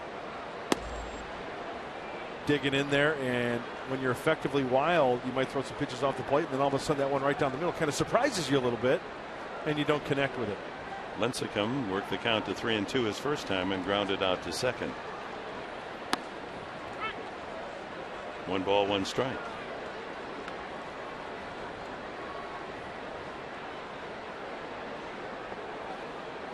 In their player moves today, signing Francoeur and activating reliever Casilla, the Giants sent Nick Noonan, young infielder from Francis Parker High School here in San Diego, back to Fresno.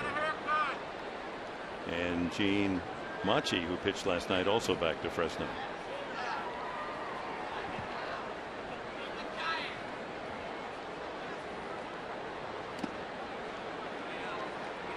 Two and two. Volquez talking to himself, not happy with that last pitch. And that's not a good sign. You got to wipe that from the hard drive and think about the next pitch. Sometimes that ball just doesn't want to go where you want it to go. And now another 3-2 count. You know, I remember a coach telling me, if you are struggling, and this was hard for me to do because I was my own worst enemy. If you threw a bad pitch, act like that's where you wanted to throw it, just to not give the hitter the idea that you're upset. And he walks Lincecum. Leadoff walk. The first walk of the game, but That's a double error for a pitcher. Walk the leadoff man who's a pitcher. You know, Mark, such a good point. And adding to that, from the hitter's perspective, Ozzie Smith told me, he said, if you don't feel it in the batter's box, you have to fake it. You can't give that impression that you're down, that you missed a pitch that you should have hit. And I thought that was such a huge, great piece of advice from a veteran guy that definitely had to do that. Yeah, kind of dance right back into the batter's box like, boy, I can't wait for another one of those. Blanco struck out and was thrown out by Volquez trying to bunt his way on. Now, obviously, that philosophy does not, you know, what happened with Lincecum, you know, the ball four falling behind. That's, I'm talking about like in a situation where you have a good hitter up and maybe you bounce a ball and that's not where you want it. Hey, act like that's where you wanted to throw it.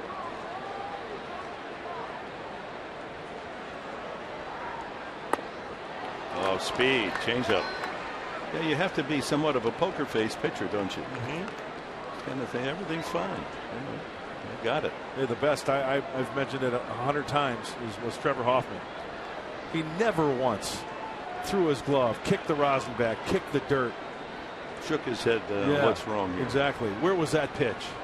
I mean, Mark Sweeney saw it more than I did. He was a teammate of Trevor's, and man, he was the best at that. I thought that was the greatest example that you could possibly have for dealing with every situation, whether you're successful or you were failing. Volquez strikes out Blanco. That's his 5th tonight. One out to Marco Scudero. Night has fallen. And Scudero grounded out and flied out. Well, there still was daylight. Now he's hitting under the neons, and we'll see what happens.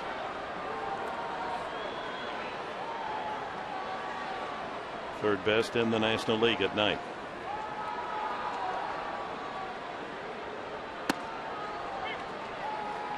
The other category on Scudero and why such a good hit and run man, we were talking about that. Good bat control.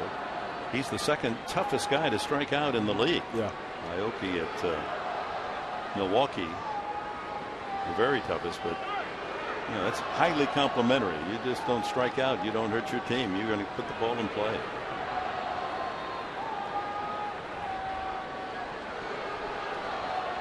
One out. Pitcher Lincecum at first. Volquez trying to slam the door on the Giants. They already have a 4-run advantage.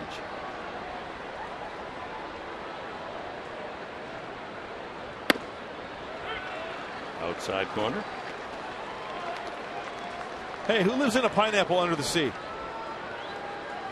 SpongeBob SquarePants, trying to get him to his seat. He's going to have to go at a different angle. Hey, where's Patrick the Starfish? Oh, he's here. Love SpongeBob. Big fan.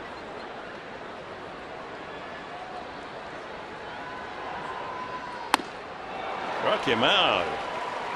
Well, we just talked about how tough it is to fan Scudero, 2nd toughest in the league, and Volquez had a little adrenaline on that fastball. Wants it down and away. It leaks up and in, and Scudero swings and misses. Half a dozen strikeouts for Volquez as he's trying to match Lincecum, who has 7.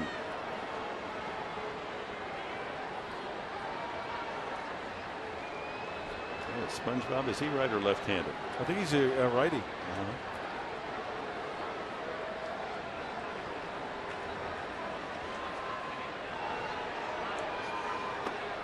Posey, 2 runs scored, infield hit and a double. The partnership with Posey and Sandoval, 4 for 4 tonight. 3 of the 4 doubles.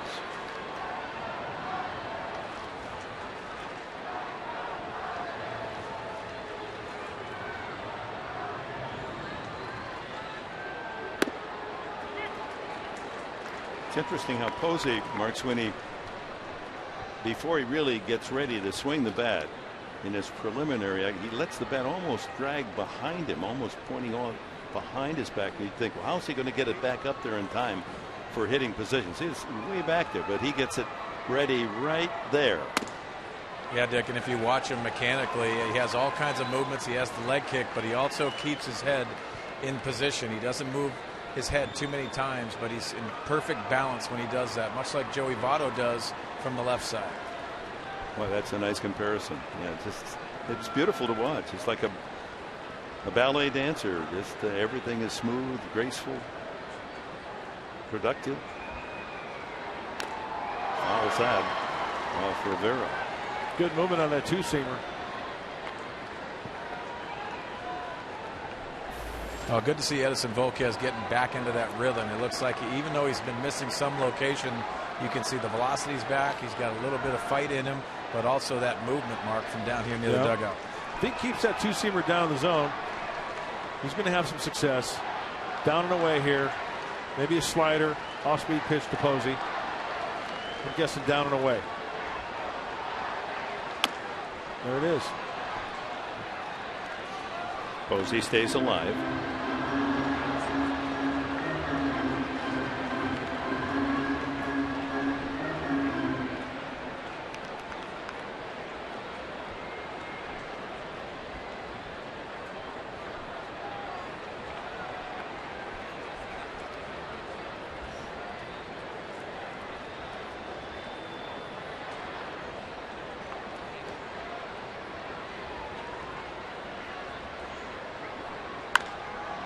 Hits it hard again, right through the 5.5 hole.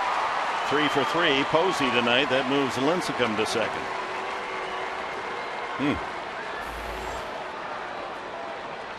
What a talent. I think Edson missed one location there. That one links in the middle part of the plate, middle in. He wanted that one down and away like the previous pitch that he fouled off. So 2 on for Pablo Sandoval.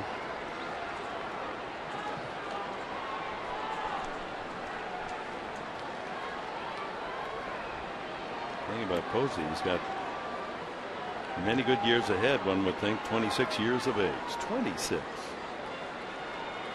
All-star indeed. Sandoval, a pair of doubles, knocked in a run and scored after doubling in the 4th inning. Knocked in the first run, Posey, and then his double with Posey on second moved Posey only to third because of the quick fielding by Amarista. They both scored. One on the ground out, Pence, and the other on Belt's 2-run homer.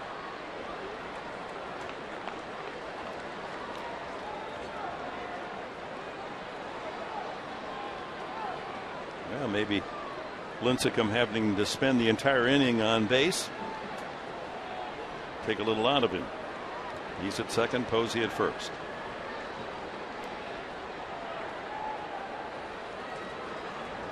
Well, that hidden ball trick last night, Sandoval was going to be the victim. Cabrera thought he got him, but we learn now that Sandoval had called timeout. Cabrera said he didn't know he had. Wouldn't have counted anyway because O'Sullivan was on the pitching surface, the dirt surface. Have to be on the grass. But long time since someone's tried it, and for a moment Cabrera thought he'd pulled it off. Oh, 3rd or 4th time now that they've had to have a meeting there. Not a good rhythm established. Well, Zach Greinke had a big game tonight. I think he went all 9 innings, complete game shutout, 1-0 against Colorado as the Dodgers win again.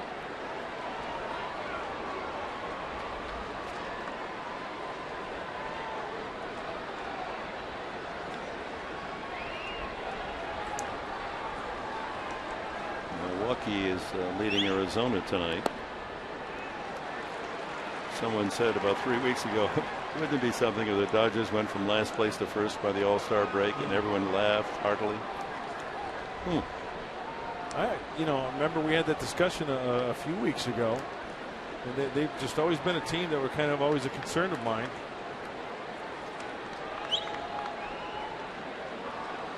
Of getting back in that race.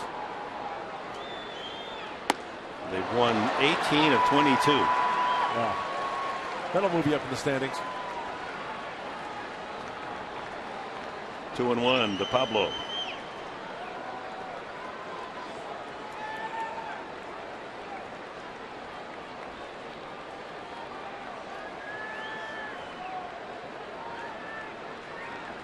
Couple of hits last night. double and a single. 2 doubles tonight. 2 men on, 2 out. Whoa, right back through the middle. Hit second base on the way out to center fielder Amarista. They'll hold Lincecum. And the bases are loaded. What a smash by Sandoval. So Posey and Sandoval, 6 for 6 between them. Send him to a higher league. Posey out to talk with Volquez.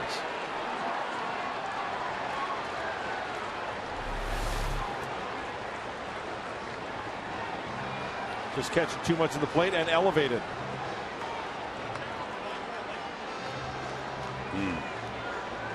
Driving the ball. And as Mark Sweeney always talks about, keeping the hands back and driving with those legs. Look at the stiff front leg there, generating that power. A hitter who definitely uses the whole field, no doubt about that. So a walk, leadoff walk to pitcher Lincecum, and a couple of singles. Posey and Sandoval have loaded him up with 2 outs here in the 5th. Volquez and the Padres can ill afford to see more runs scored. They're down 4-0 here in the 5th already. Fortunate they didn't score there. Hit so hard, and Amarista, playing it like an infielder, got the ball in quickly enough that Flannery put up the stop sign for Lincecum.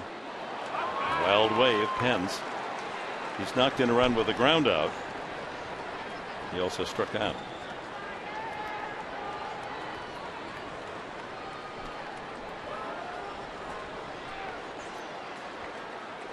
Just about what he hits for the season, around 270, and that's what he has logged with the bases loaded.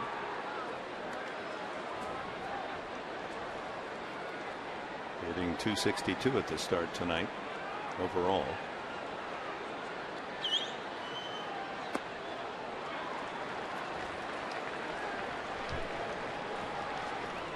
Lincecum, Posey, Sandoval. Giants with the bags full.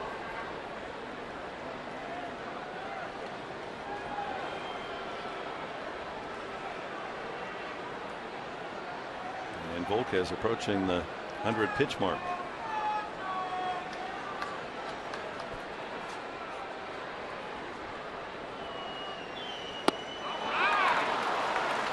Change up. Nothing but soft stuff. First pitch breaking ball, second pitch breaking ball down and away, and now the changeup.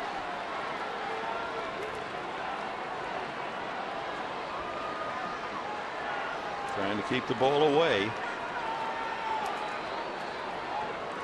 And so go out there to swing at pitches off the plate outside.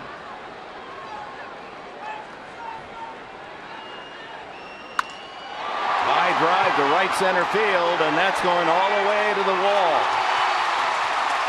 1 run, 2 runs. Here comes Sandoval. The bases loaded, triple for Pence at 7-0.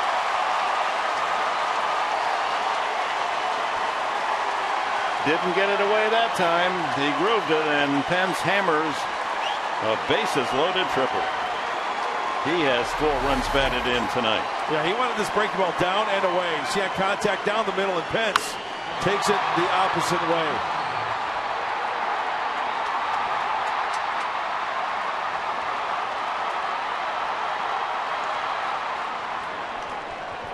As you can see from that swing, Mark, that lower half is working. Actually, that breaking ball, he could have pulled it or gone the other way in perfect position to hit that mistake.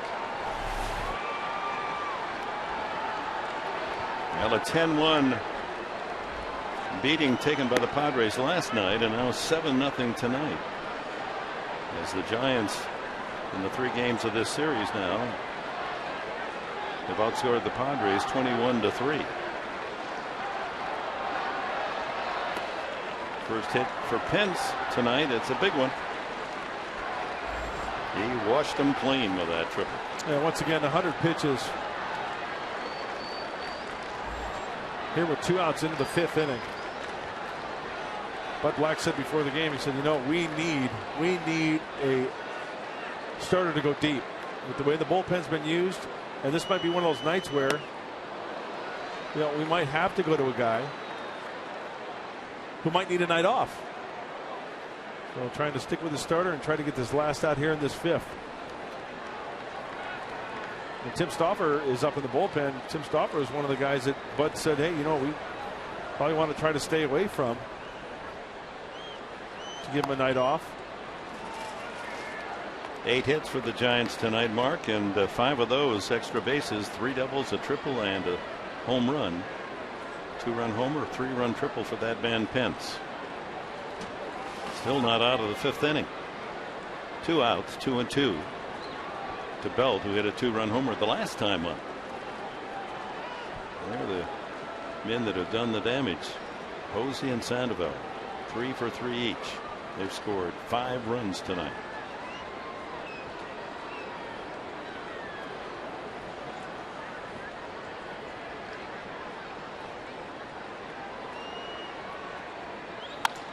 Another base hit.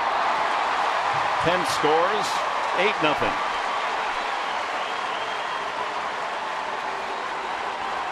Three RBI night for Brandon Belt. 4-run inning.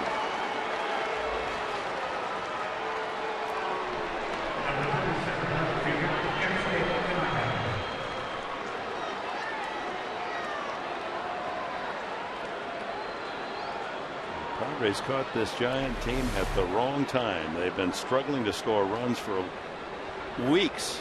In fact, we're the lowest scoring team in July in the major leagues coming in for this series. Well, the Giants are really capitalizing on some mistakes out of the hand of Volquez. He just hasn't made the adjustment of keeping the ball down to try to get a swing and a miss or get a grounder. 8th man to bat in the inning, Tanaka. After the leadoff walk, and it all started walking the pitcher to start the inning. And then it looked like Volquez was going to get out of the inning. He struck out Blanco, struck out Scudero, and he had 2 strikes on Posey. But Posey singled through the left side. Sandoval blasted one up the middle for a single. And then with the bases loaded, Pence cleaned him up with a triple to right center. And now Belt has singled in Pence. 4 runs score after 2 out. 8-0.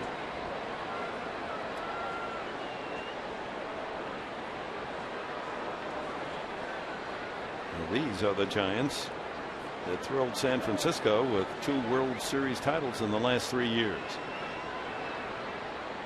They started tonight 6.5 back.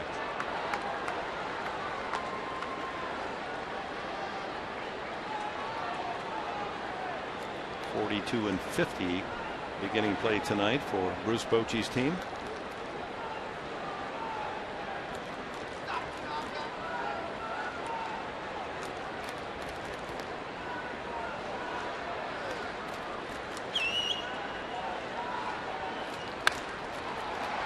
Jerko, and finally the inning comes to an end, but not until the Giants score 4 runs on 4 hits and build their lead to 8-0.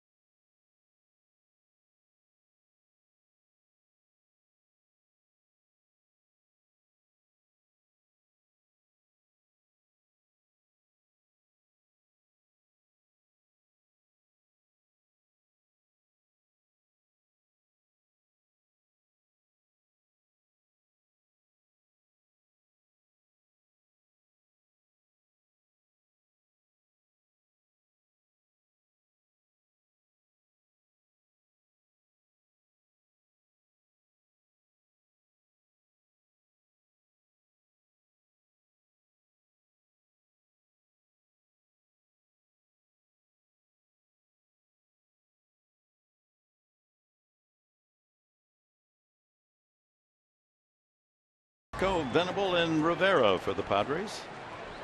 Jed was hit by a pitch the first time. Lincecum, in contrast to the run and hit support, 8 runs, 9 hits supporting him, has not given the Padres a base hit.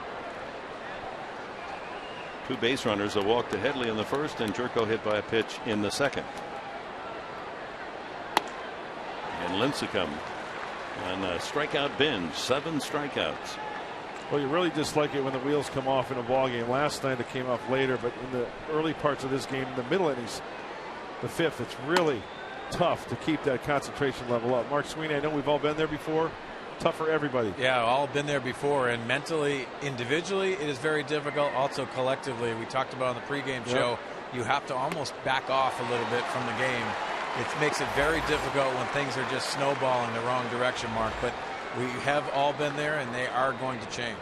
Another strikeout for Lincecum. He has 8. Will Venable struck out the first time. That was the start of a 5 straight run of strikeouts by Lincecum, as he then got Rivera and struck out the side in the 3rd inning and struck out Headley to start the 6th inning. Actually a 6 strikeout run.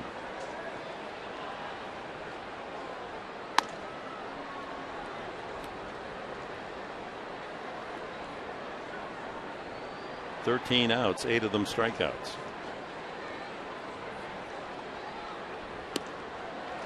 He's got that changeup working. He's working quickly. He has found a rhythm. That being Tim Lincecum. Going back to the start, he has not won on the road since the first couple of weeks of the season in April. Losing his last 6 decisions. It'd be tough to convince somebody that that was the case if they just walked in, didn't know his record prior to tonight.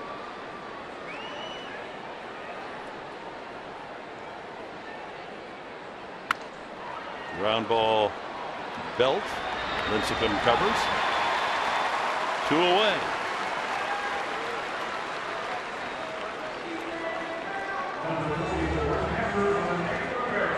Rene Rivera getting his first start since called up from Tucson. Struck out swinging the first time.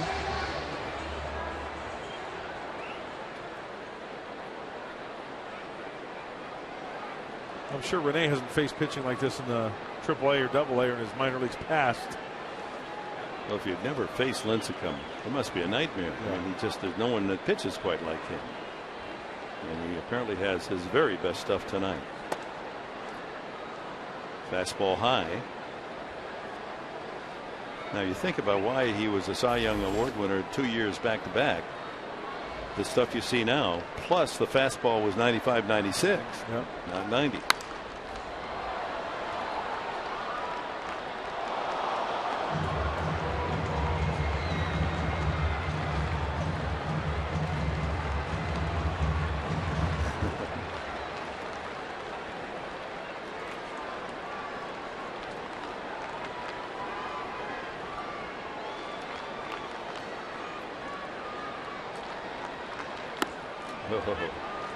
Buckles the knees.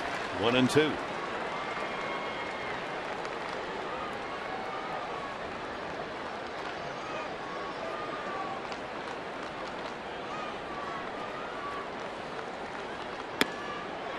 Just missed with a slider. Well, I guess that was just a running fastball.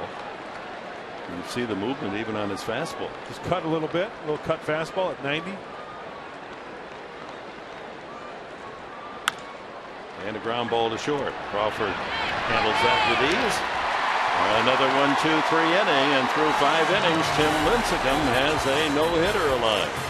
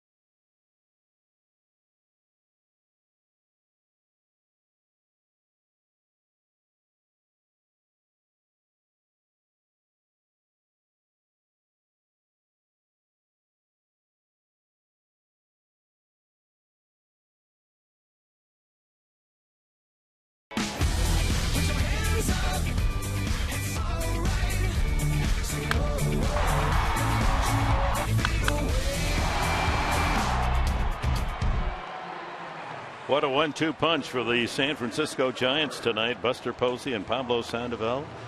3 for 3. Posey scored 3 runs on 2 singles and a double. Sandoval 3 for 3. 2 doubles, scored twice and knocked in a run. Right in the middle of this 8-run gallop as the Giants have run out to an 8-0 lead. Tim Stauffer takes over in the 6th.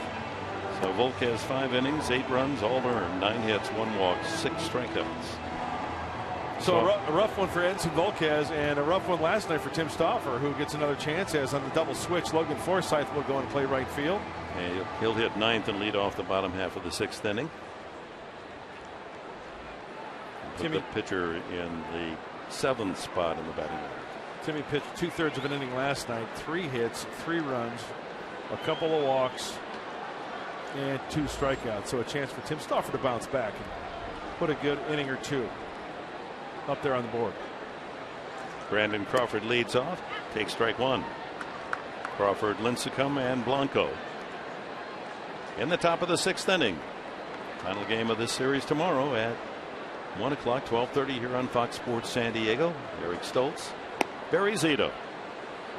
Stoltz has the only win on this homestand. He'll be going for victory number 8 tomorrow.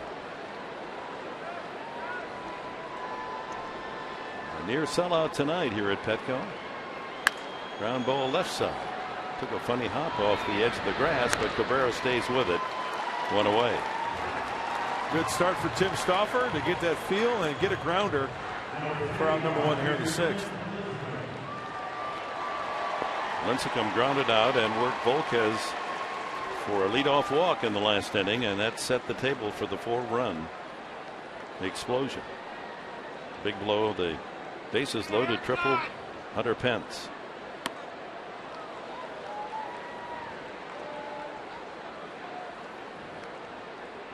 Doesn't take bad swings. It's surprising he has only 2 hits and 33 at bats so far this year.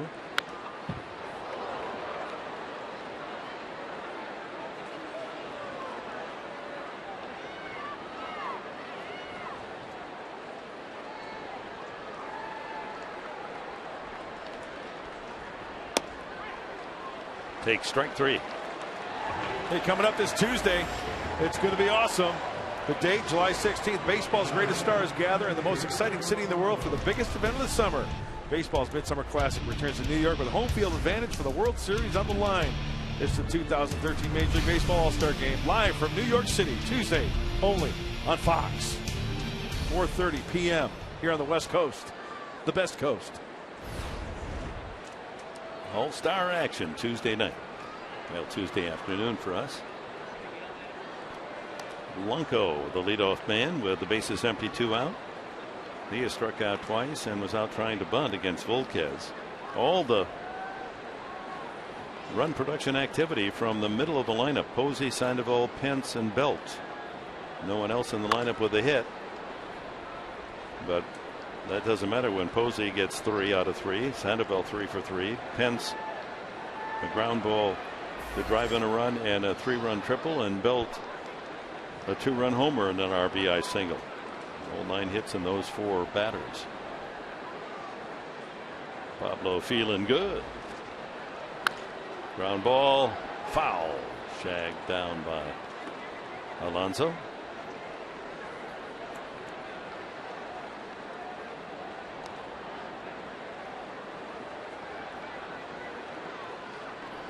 Tim Flannery down at third. I really enjoyed the interview in the Padres live pregame show, and I liked what he said. If you honor the game will honor you.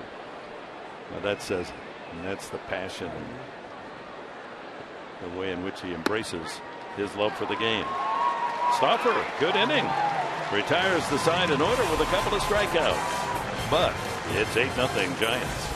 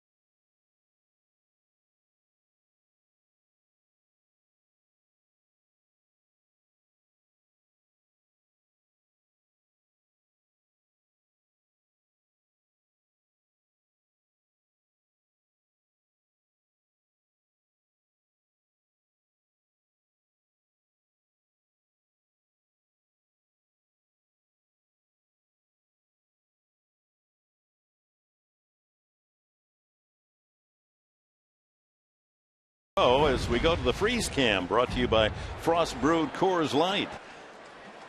Look at the action on this pitch to Headley. That's the old 12-6 curveball, starting out the shoulders, ended up the shoe tops. He has struck out everyone in the lineup except Carlos Quentin. A total of 8. He's walked 1, Headley, hit 1, Jerko, and that's been it. Forsythe in the double switch entered the game top half of the inning, batting for the first time. 9th in the order. And he quickly is down on the count 0-2. Cabrera and Amarista to follow in the 6th. 80 pitches, but Lincecum has gone 120 with relative ease in the past. And 8 strikeouts getting that pitch count up. Stays alive. Good cut there by Forsythe.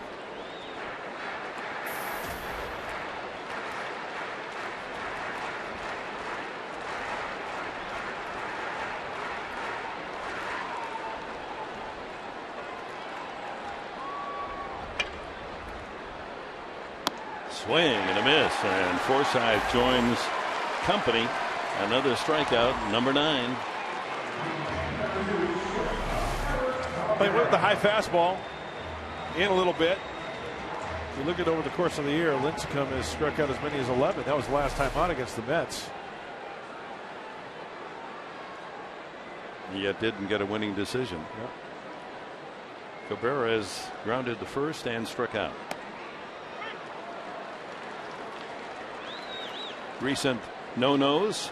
Giant history. Matt Cain with the perfecto last year. Jonathan Sanchez against the Padres 4 years ago. And John Montefusco back against Atlanta in '76.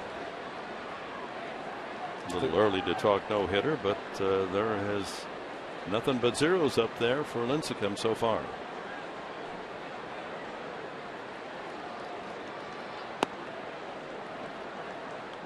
One and one to Cabrera.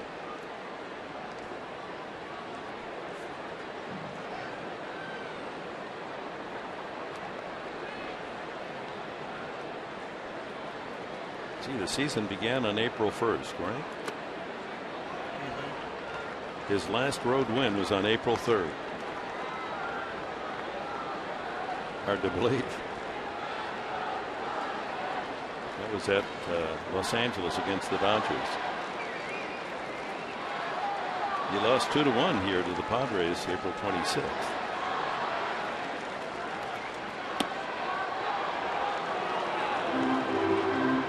The 3-1 count.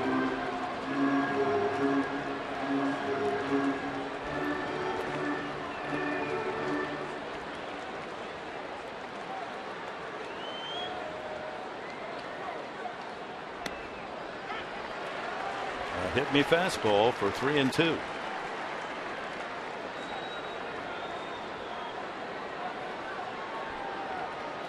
Right on the corner. Pitch number 5.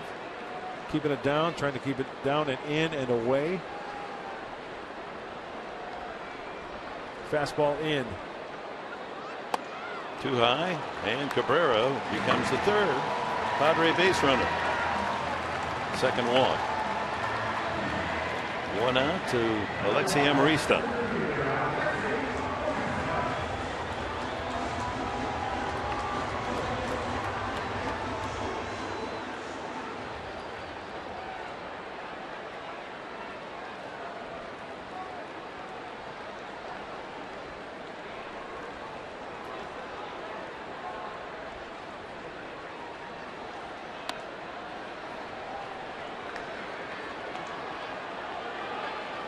Alexi has flied to right and struck out.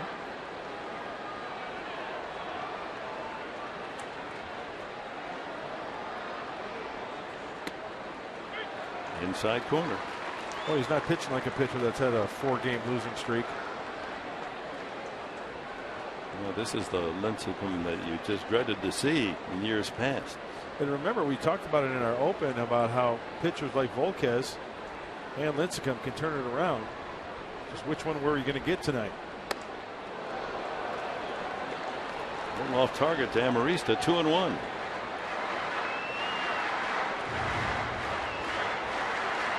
having to pitch from the stretch for the first time since the second inning.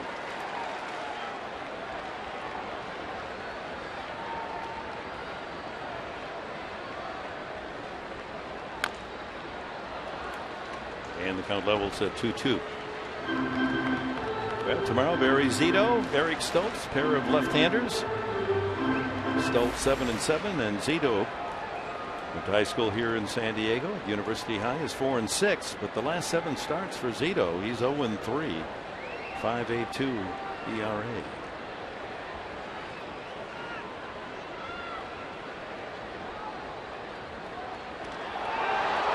It was close.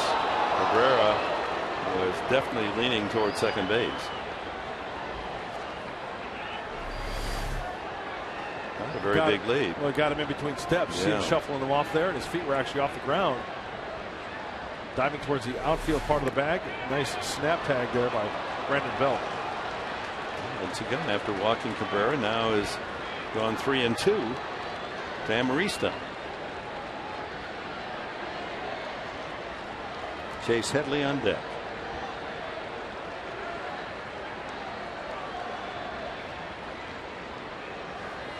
Runner goes. Strikeout Amarista. Safe. Cabrera. Number 33 for the National League leader in steals. Good throw by Posey.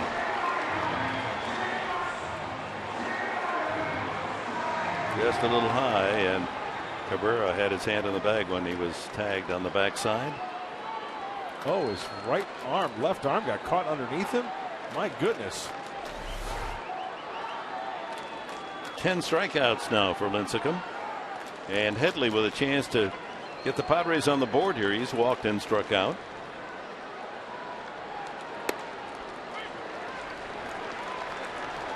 Well, that slide did not look normal going into second base. No, that was really awkward. But he's okay, thank goodness.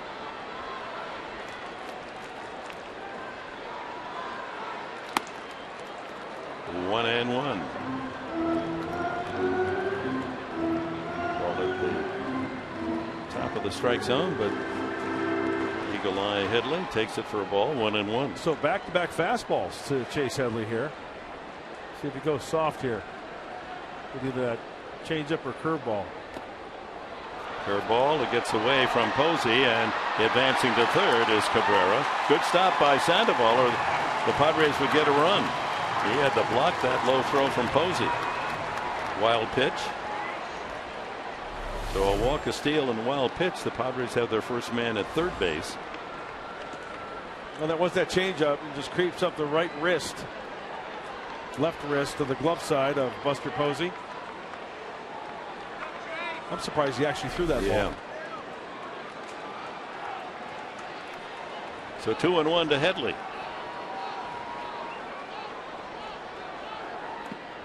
In the dirt again.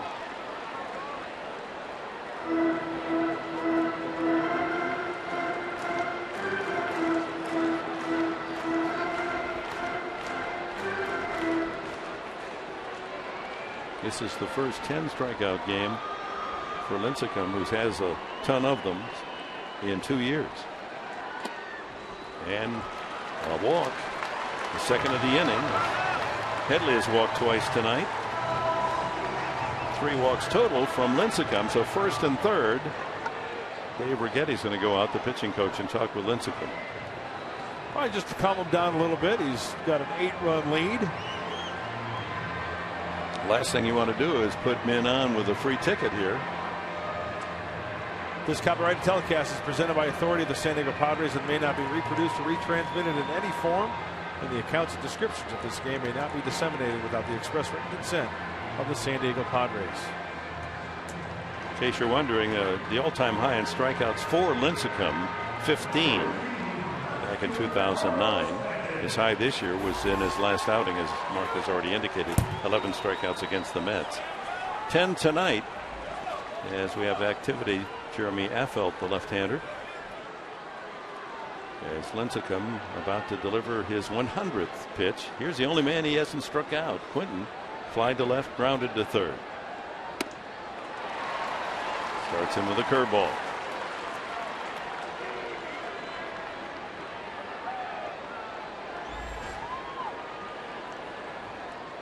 A 24 pitch first inning when he walked Headley, and 22 here in this inning.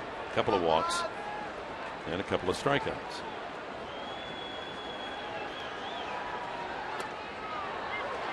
Strike two. And that was the splitter.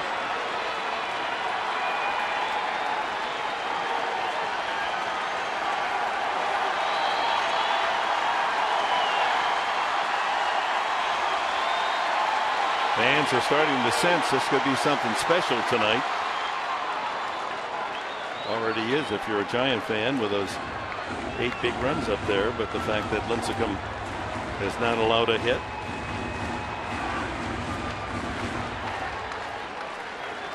One ball, 2 strikes. 102 pitches though, and he's not out of the 6th inning yet. Quinton with a chance. Get the Padres on the board. And right at the shortstop. Hit it on the nose. Crawford didn't have to move. Through 6. 8 runs, 9 hits Giants. No runs, no hits Padres.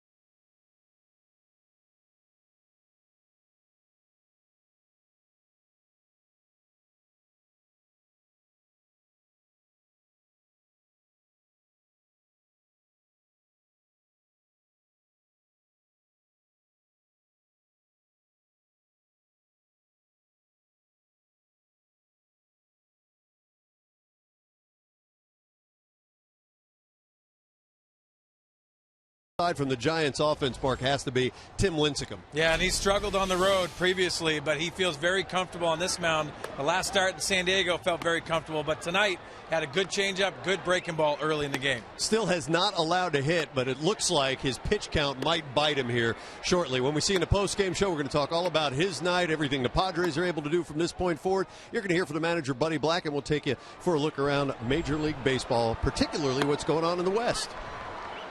Things exciting as we approach the All-Star break. Chris DeNorfia goes in to play right field and will hit 9th. Tim Stauffer, 2nd inning. Scudero, Posey, and Sandoval scheduled.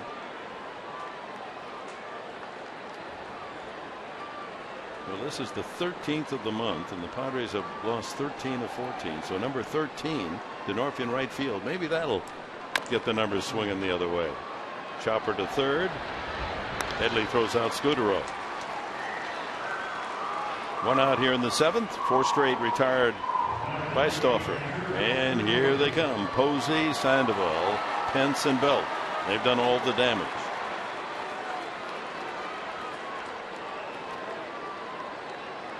Posey is 5 for 5. He last 2 times at bat last night he hit a double and a single and 4 RBIs, and he's opened with a single, a double, and a single tonight. So 5 hits in his last 5 at bats. Knocked in 5 runs last night. 1-1. And then he was given the night off the last couple of innings, and Quiros came in and he got a hit in that position. 2-1. And Lincecum already the 100 pitch mark, the most he's thrown this year in a game, 114. It's not likely that he could go 9 innings. Well, like Mike Pomerantz said, the pitch count might bite him. And the strikeouts, they all add up. You know, and it's a long season. And the main thing in Bruce Bochy's mind is that he wants to get a win. Well, he's got to win, it would appear. Come on now. Oh, you got the bloop and a blast and a blast and a bloop and a bloop and a blast. Hey, you never know. That's what old Harry Carey, how he used to work it. 3-2 to Posey. Oh, jumps off his bat, even the foul ball. Crowd tonight, a big house, 40,342.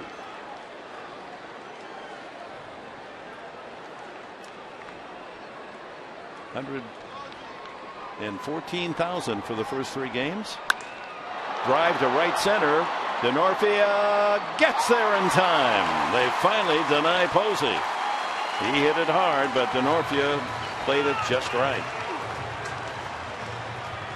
Kelly Kroll. Kel, what do you have for us? Well, guys, Yonder Alonso in his second game back feeling really comfortable out there at first base. And Buddy Black said even more than his offense was looking forward to having his defensive set back out on the field. And I asked Yonder today about that, and he said, you know, really, the hand obviously that was broken was my right one. So my glove hand, I was still able to take grounders and keep myself in sync when it came to that aspect of his game. So he's feeling really good out there, guys, on first.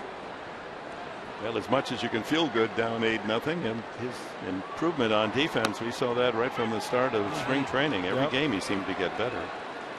And he certainly didn't lose any time with that fractured hand and keeping his defensive skills sharp. Sandoval, 3 for 3, pair of doubles and a single, scored 2, knocked in 1. And finally get Posey on a line shot to right center.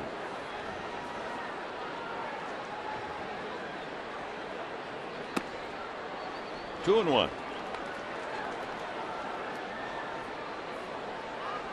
Big day for a good pal of mine. Cliff Drysdale was inducted into the International Tennis Hall of Fame in Newport, Rhode Island. Great honor.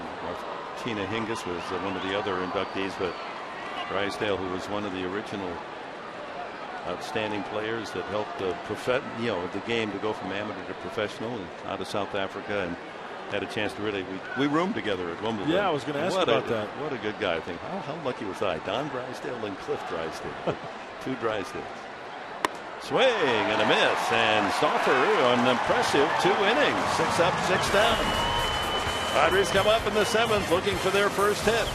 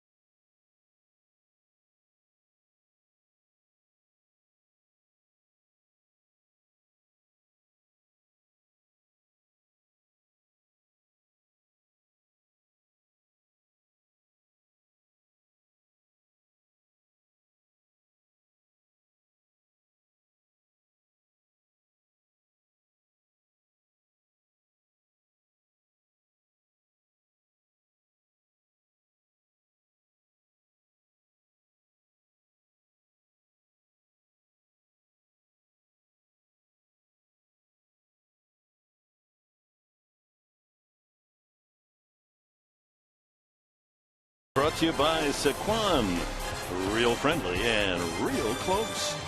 By Pacifico Beer, discovered in Baja, imported by surfers. And by the Aramco Group, purchase, refinance, reverse. We go to the 7th. Yonder Alonso, the hitter. Andres Torres is in center field now for the Giants. Alonso, the batter. He has connected on Lincecum's pitches, best of any Padre. Sent a long out to center his first time up. That's about the best ball hit. They haven't hit many. 10 strikeouts for Lincecum. So Alonso, Jerko, and Venable in the 7th.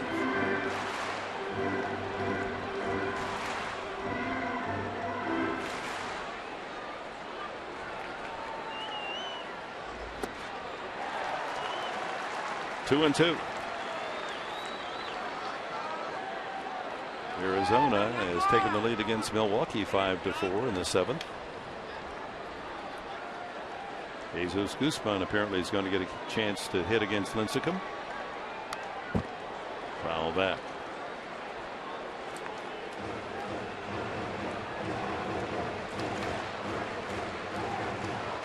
The Giants had a perfect game.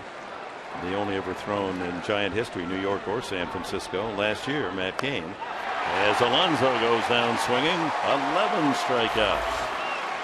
Got him with the changeup again, down and away. 109th pitch from Tim Lincecum. Looks like a fastball out of the hand, a tumbling action, and way out in front. Jerko hit by a pitch and struck out.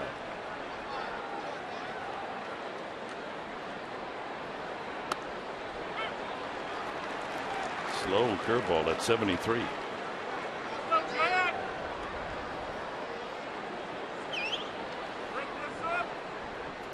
High fly ball to left. That's hit well, but not deep enough. Right at the edge of the track. Tanaka, 2 out in the 7th. Well, now it's time for the Twitter poll results. We posed you the question earlier. Which of these all-star memories is your favorite? Coming into first place, 57%. It was at Boston's Fenway Park. Hashtag ASG Williams when Ted Williams was honored. What a great night that was. Tied for second, Carl Hummel striking out 5 Hall of Famers in succession, future Hall of Famers.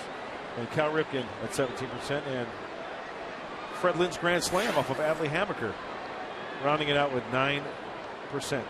Jesus Guzman pinch hits for the pitcher. And a good job done, Tim Stauffer. 2 innings, 6 up, 6 down. Quite in contrast to last night as he bounces back. Struck out 3 of the hitters.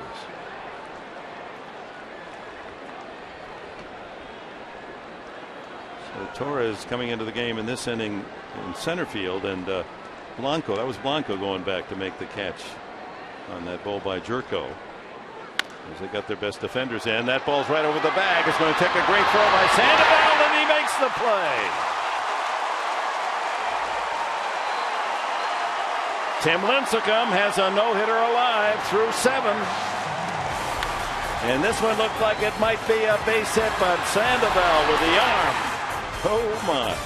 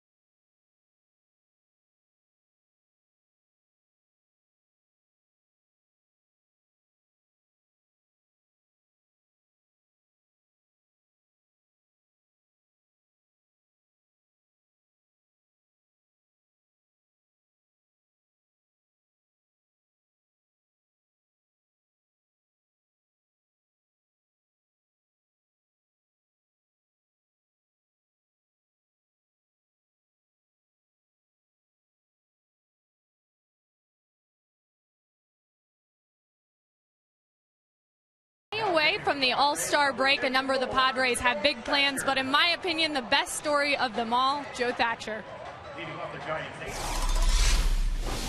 Have a new baby boy on Tuesday, so it's going to make the All-Star break quick.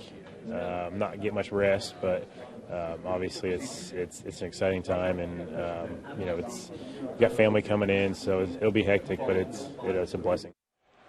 Jack Joseph Thatcher will be his name, and Katie Thatcher, she is just beautiful, glowing right now, guys. They're going to be wonderful parents, and now Joe on the mound for the Padres. Oh, that's a great story. A new member of the Padre family, Jack Joseph.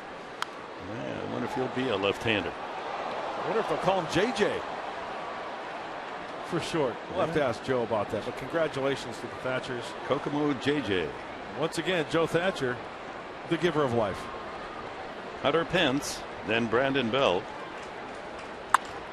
High drive, right center field. Amarista, long run. That ball really carrying, and it goes over the fence for a home run. He tripled in the same area with the bases loaded, and now Pence greets Thatcher with a home run to right center, number 14.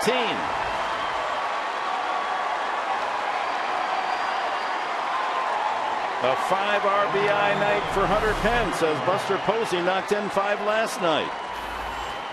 9-0 San Francisco. I didn't think this was going to carry that far in this night air, but he got it all, obviously. Well, hit it on the line. Good backspin, creating a little bit of lift there. Yeah, well, folks that like to dig in the sand, see what they can find. They're digging for a souvenir. Second home run of the night for the Giants. A 2-run homer by Brandon Belt in the 4th. And Belt up now.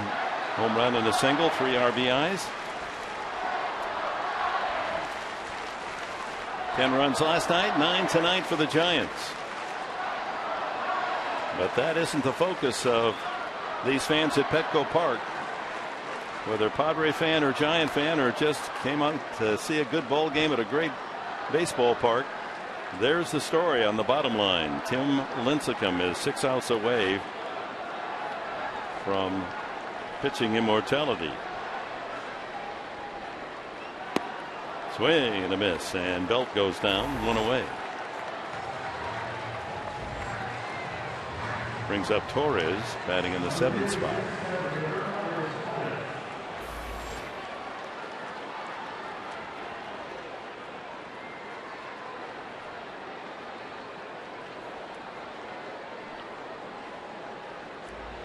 Four men have all the hits for the Giants tonight. Posey with 3, Sandoval with 3, Hunter 2, Belt 2. 5 RBIs, Pence, 3 for Belt. Sandoval the other. 9-0.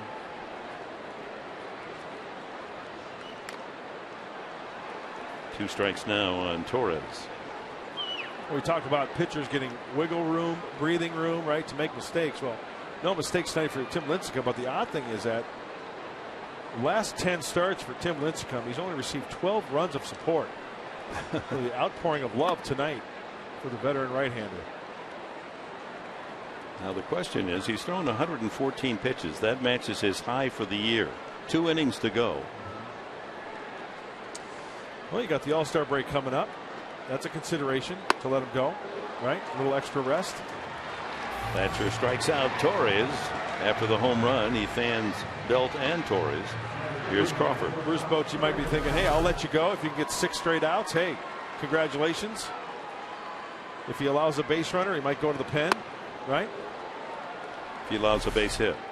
Or a base runner, because that'll just add on to the pitch count. He might be taking that into consideration as well. It'd be a startling move. Well, you'd have to talk with Lincecum about that. I mean, do you think you've got enough going here? Yeah, he's not going to pull himself out of this game. No. Well, then you got to let him try to get a possible no-hitter. Even if he needs another 15 pitches, let's say, to get out of the 8th inning, that's 129. Do you take him out then because that's too many pitches? Yeah. You do? No, I was just agreeing with that's a thought that you have to take into consideration. Talk about a dilemma for Bochy. He's going to make a tough call here. unless the Padres make it easy and get a base hit. What's the most he's thrown in his career, Dick, as far as pitches? 138. Can you believe that? In 2008. Wow. Popped up back of the plate. Rivera, just over the screen. Who was that against? The Padres. Ah. A 7-0 win. September 2008. 138 pitches. Got to let him go, though, huh? Right? Absolutely. I would think so. After getting all that pertinent information from the Yankee statistician Mike Trussell, thank you very much. He's all over this no-hit stuff.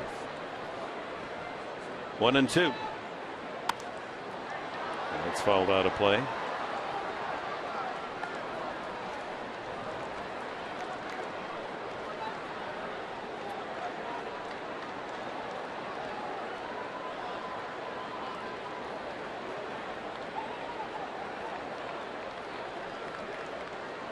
Crawford in the dirt.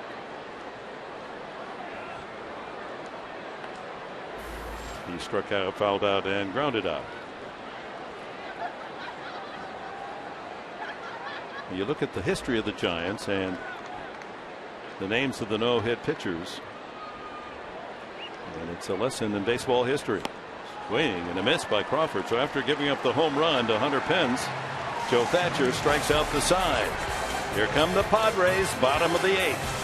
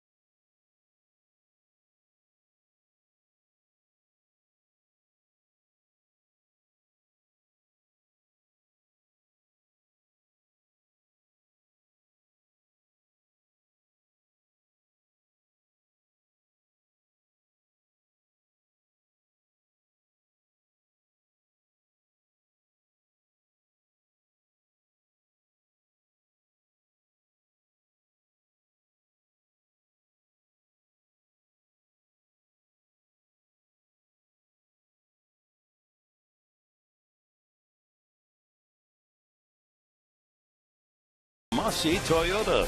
Summer temperatures are higher, but Mossy's prices are lower. Visit Mossy.com.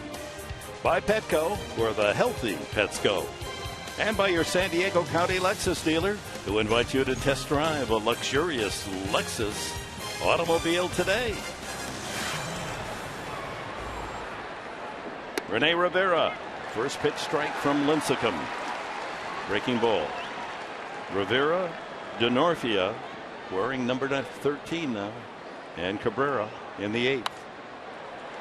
Quickly ahead on the count, 2 strikes. So Lincecum now has thrown 116 pitches, most this year. He has struck out 11, walked 2 and hit 1. Yet to give up a base hit. An action in the Giants bullpen as this inning started. Struck him out. A dozen strikeouts. 5 outs to go. Plenty of action on that breaking ball. And he kept it down.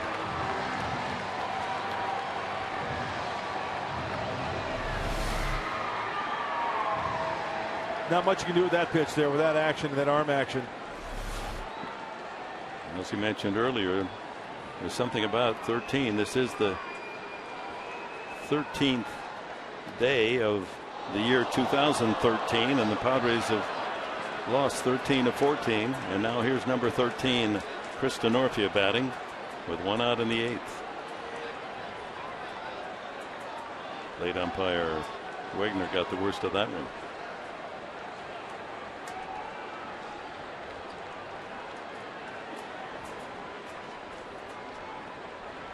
Norfia's first at bat entered the game defensively.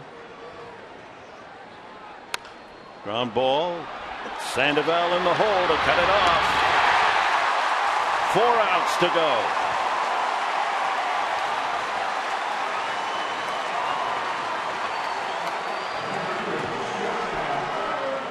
Six San Francisco Giants have thrown no-hitters. The last was Matt Cain last year, and it was a perfect no-hit, no-run game. Sandoval throwing out the final out as Cain into history. The San Francisco Giants pitchers who have accomplished that rare feat: Marichal, Gaylord Perry, Ed Halicki, John Montefusco, Jonathan Sanchez against the Padres and Matt Cain.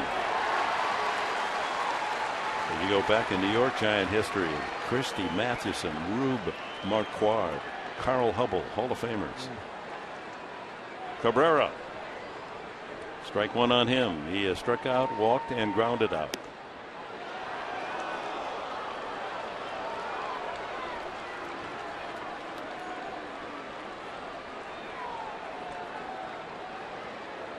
Padres in their history have never had one of their own throw a no-hit, no-run game.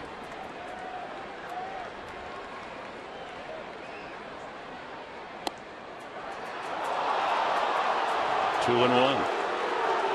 You know, the one thing I noticed tonight about Tim Lincecum and Buster Posey working together, not a lot of shaking off from the right-hander. Means you're in the same rhythm, same page. Bruce Bochy didn't like that last call. Right at the knees. 3 and 1. That was the 123rd pitch from Tim Lincecum. Struck out 12. Walked 2, hit 1. Walked 3 rather. Hit 1.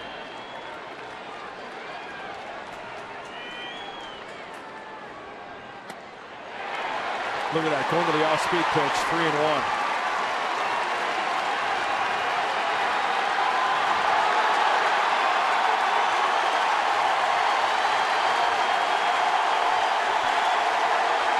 Petco Park on its feet.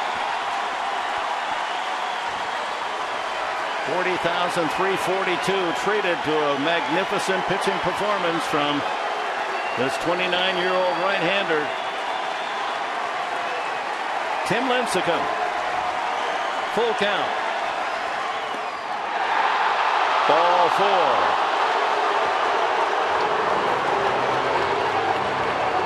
His 4th walk.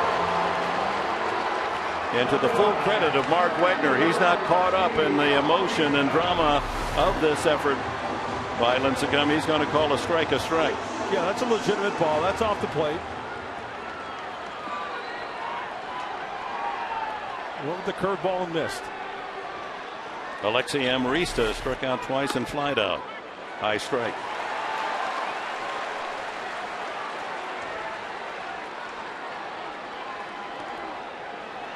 To accomplish a no-hitter, it's going to be a Herculean effort. It's going to take a lot of pitches up into the 140s.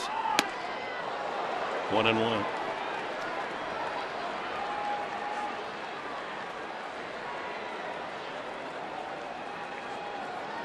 It's almost like that no-hitter Edwin Jackson was a Diamondback. He threw, I think, A.J. Hinch was the manager.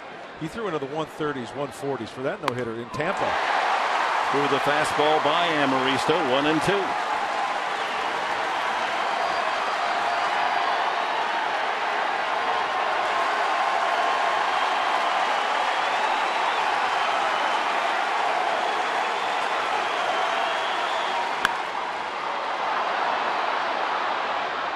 Into that first or second row, and Blanca was going to make sure that if that ball's playable, he's going to be there to catch it. There hasn't really been a great defensive play tonight. Perhaps the ball hit by pinch hitter Guzman to deep third. Sandoval made, that was a solid play, but not a spectacular play. And Lincecum, with all the strikeouts, 12 has really been the man.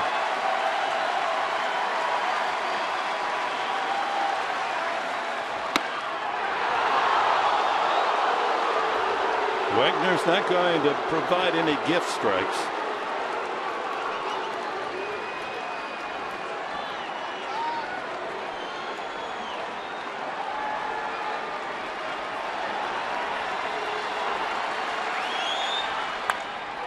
Right field, charged by Pence.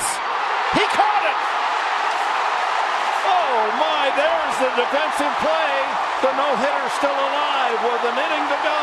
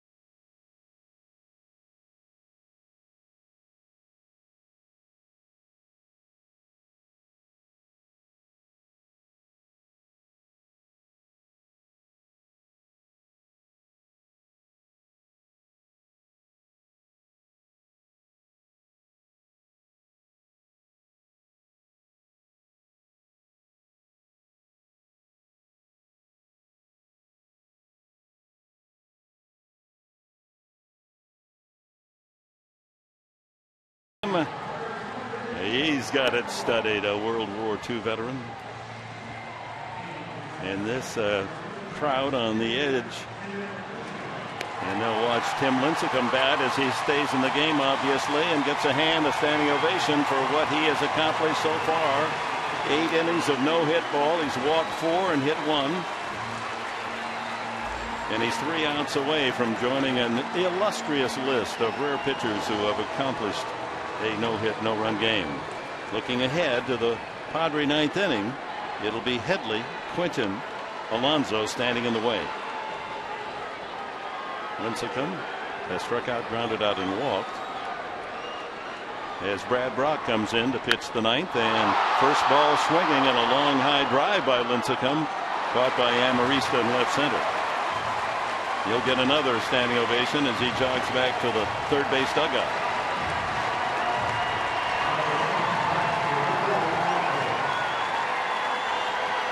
That lady 1 strikeout shy. He has 12.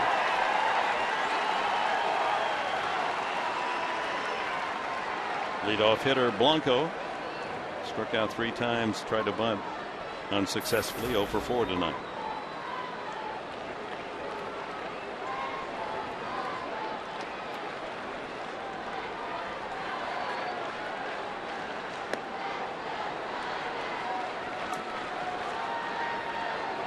Well, Brad Brock trying to rebound from last night's outing. An inning, 5 hits. He gave up 5 runs. 1 was earned. Good off-speed pitch there. Tim Stauffer certainly did just that in his 2 innings of work. 6 up, 6 down with 3 strikeouts.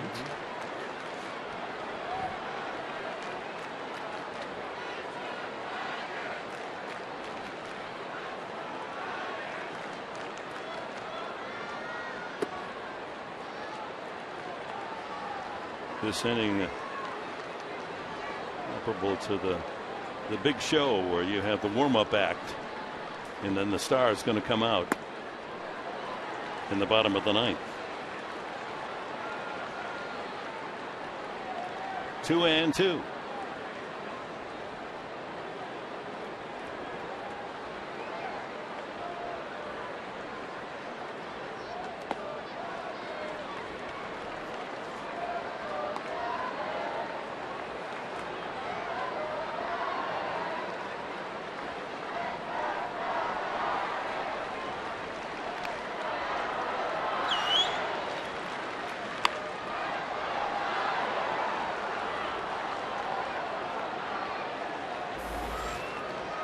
Blanco scored 4 times last night. A hit, a couple of walks, safe on a fielder's choice. Quiet tonight, 0 for 4. No pitch.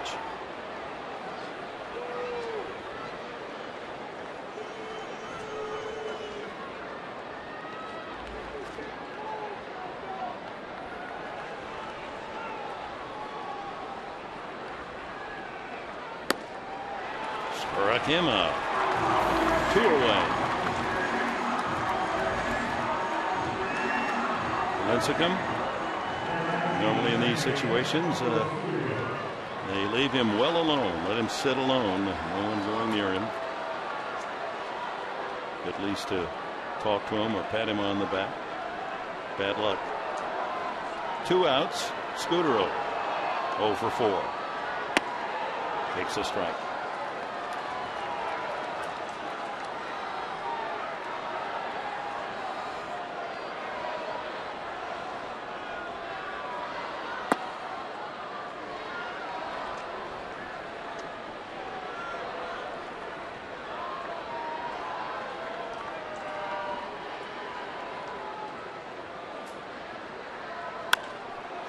High fly ball. DeNorfia calls in right.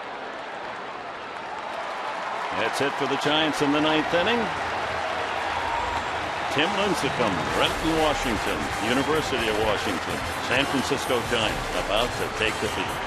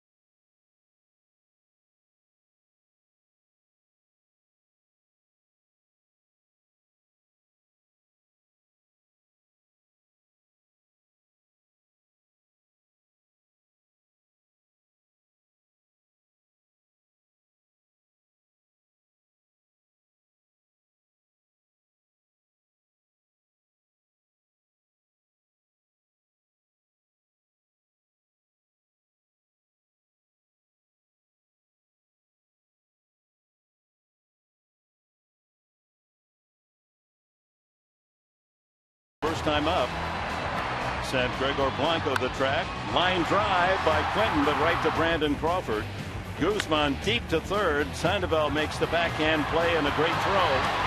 And then the one spectacular defensive play. Hunter Pence in right field, robbing Amarista. And Tim Lincecum, no surprise, our Carl's Jr. star of the game. 9th inning, here we go. Chase Headley has walked twice and struck out. Headley, Quinton, Alonso schedule.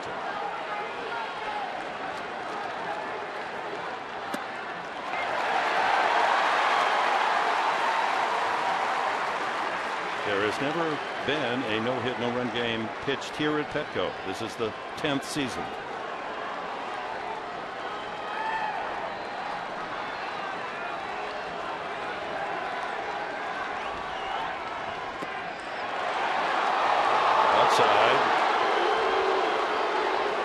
Fans want everything to be called a strike, understandably.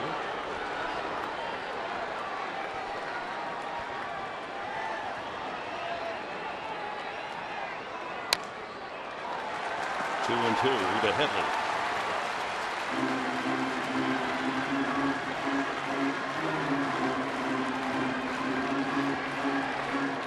And you know, these Padre hitters, they're going to put together good at bats. They're going to try to battle. They don't want to be no hit. Absolutely. No honor in that. Strike 3. Nope. Yeah, he got a piece of it, but fouled into the glove of Posey. Strikeout number 13.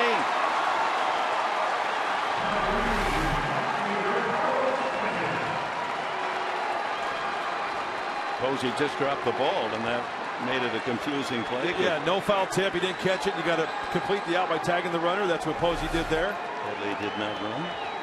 13 strikeouts. Quinton, the only man in the lineup that has not struck out. Fly to left, grounded to third, line to short.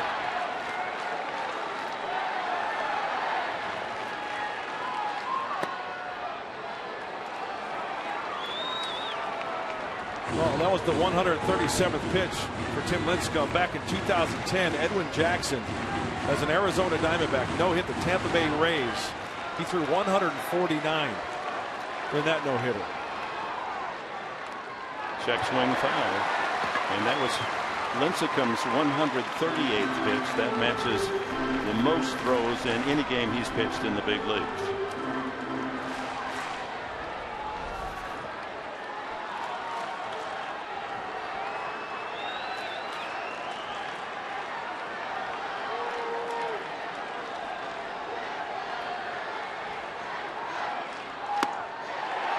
Two and one.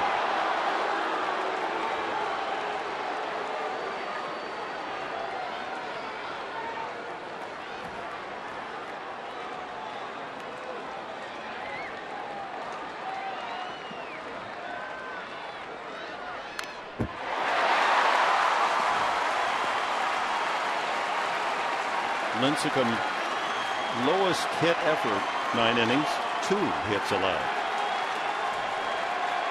That was in 2009 against the Cardinals.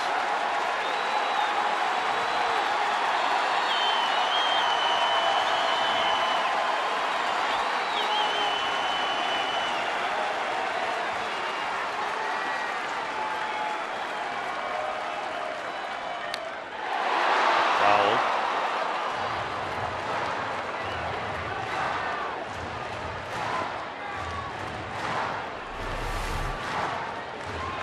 Hey, going to the pitch that's gotten him through this night. Good off-speed split finger right there from Tim Lincecum. Got a lot of strikeouts on the off-speed pitches tonight. Hit deep to left field, but playing deep is Blanco. Lincecum has 26 outs.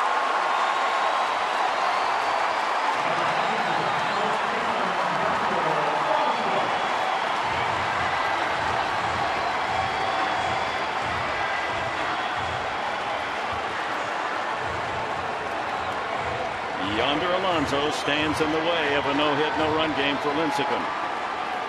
He has struck out twice and fly deep to center.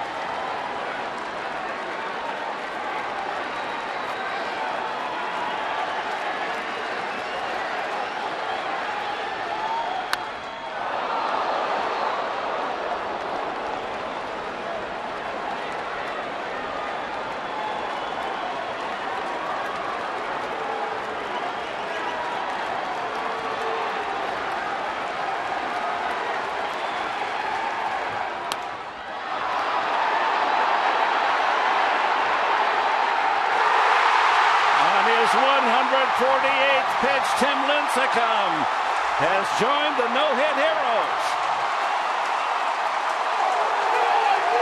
The man who won 4 games all year has no-hit the Padres tonight. Oh, my.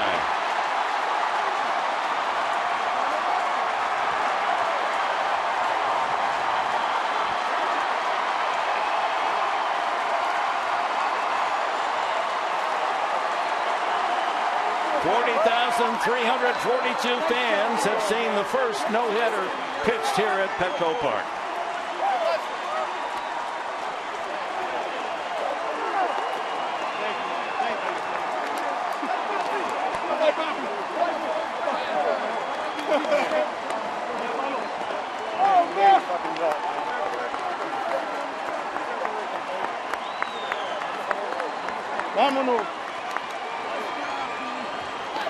It's the dream of every little kid that ever picked up a ball and pitched to a hitter. Someday, can I do that? Pitch a no-hitter. An innocent fly ball to left gets the job done.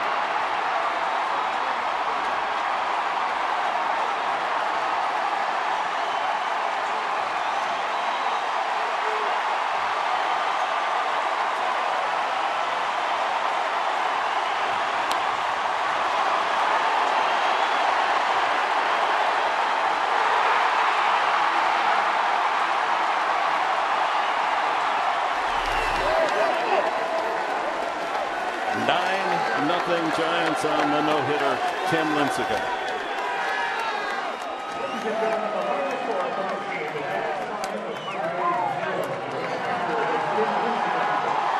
Plenty to digest tonight, Mike Pomerantz.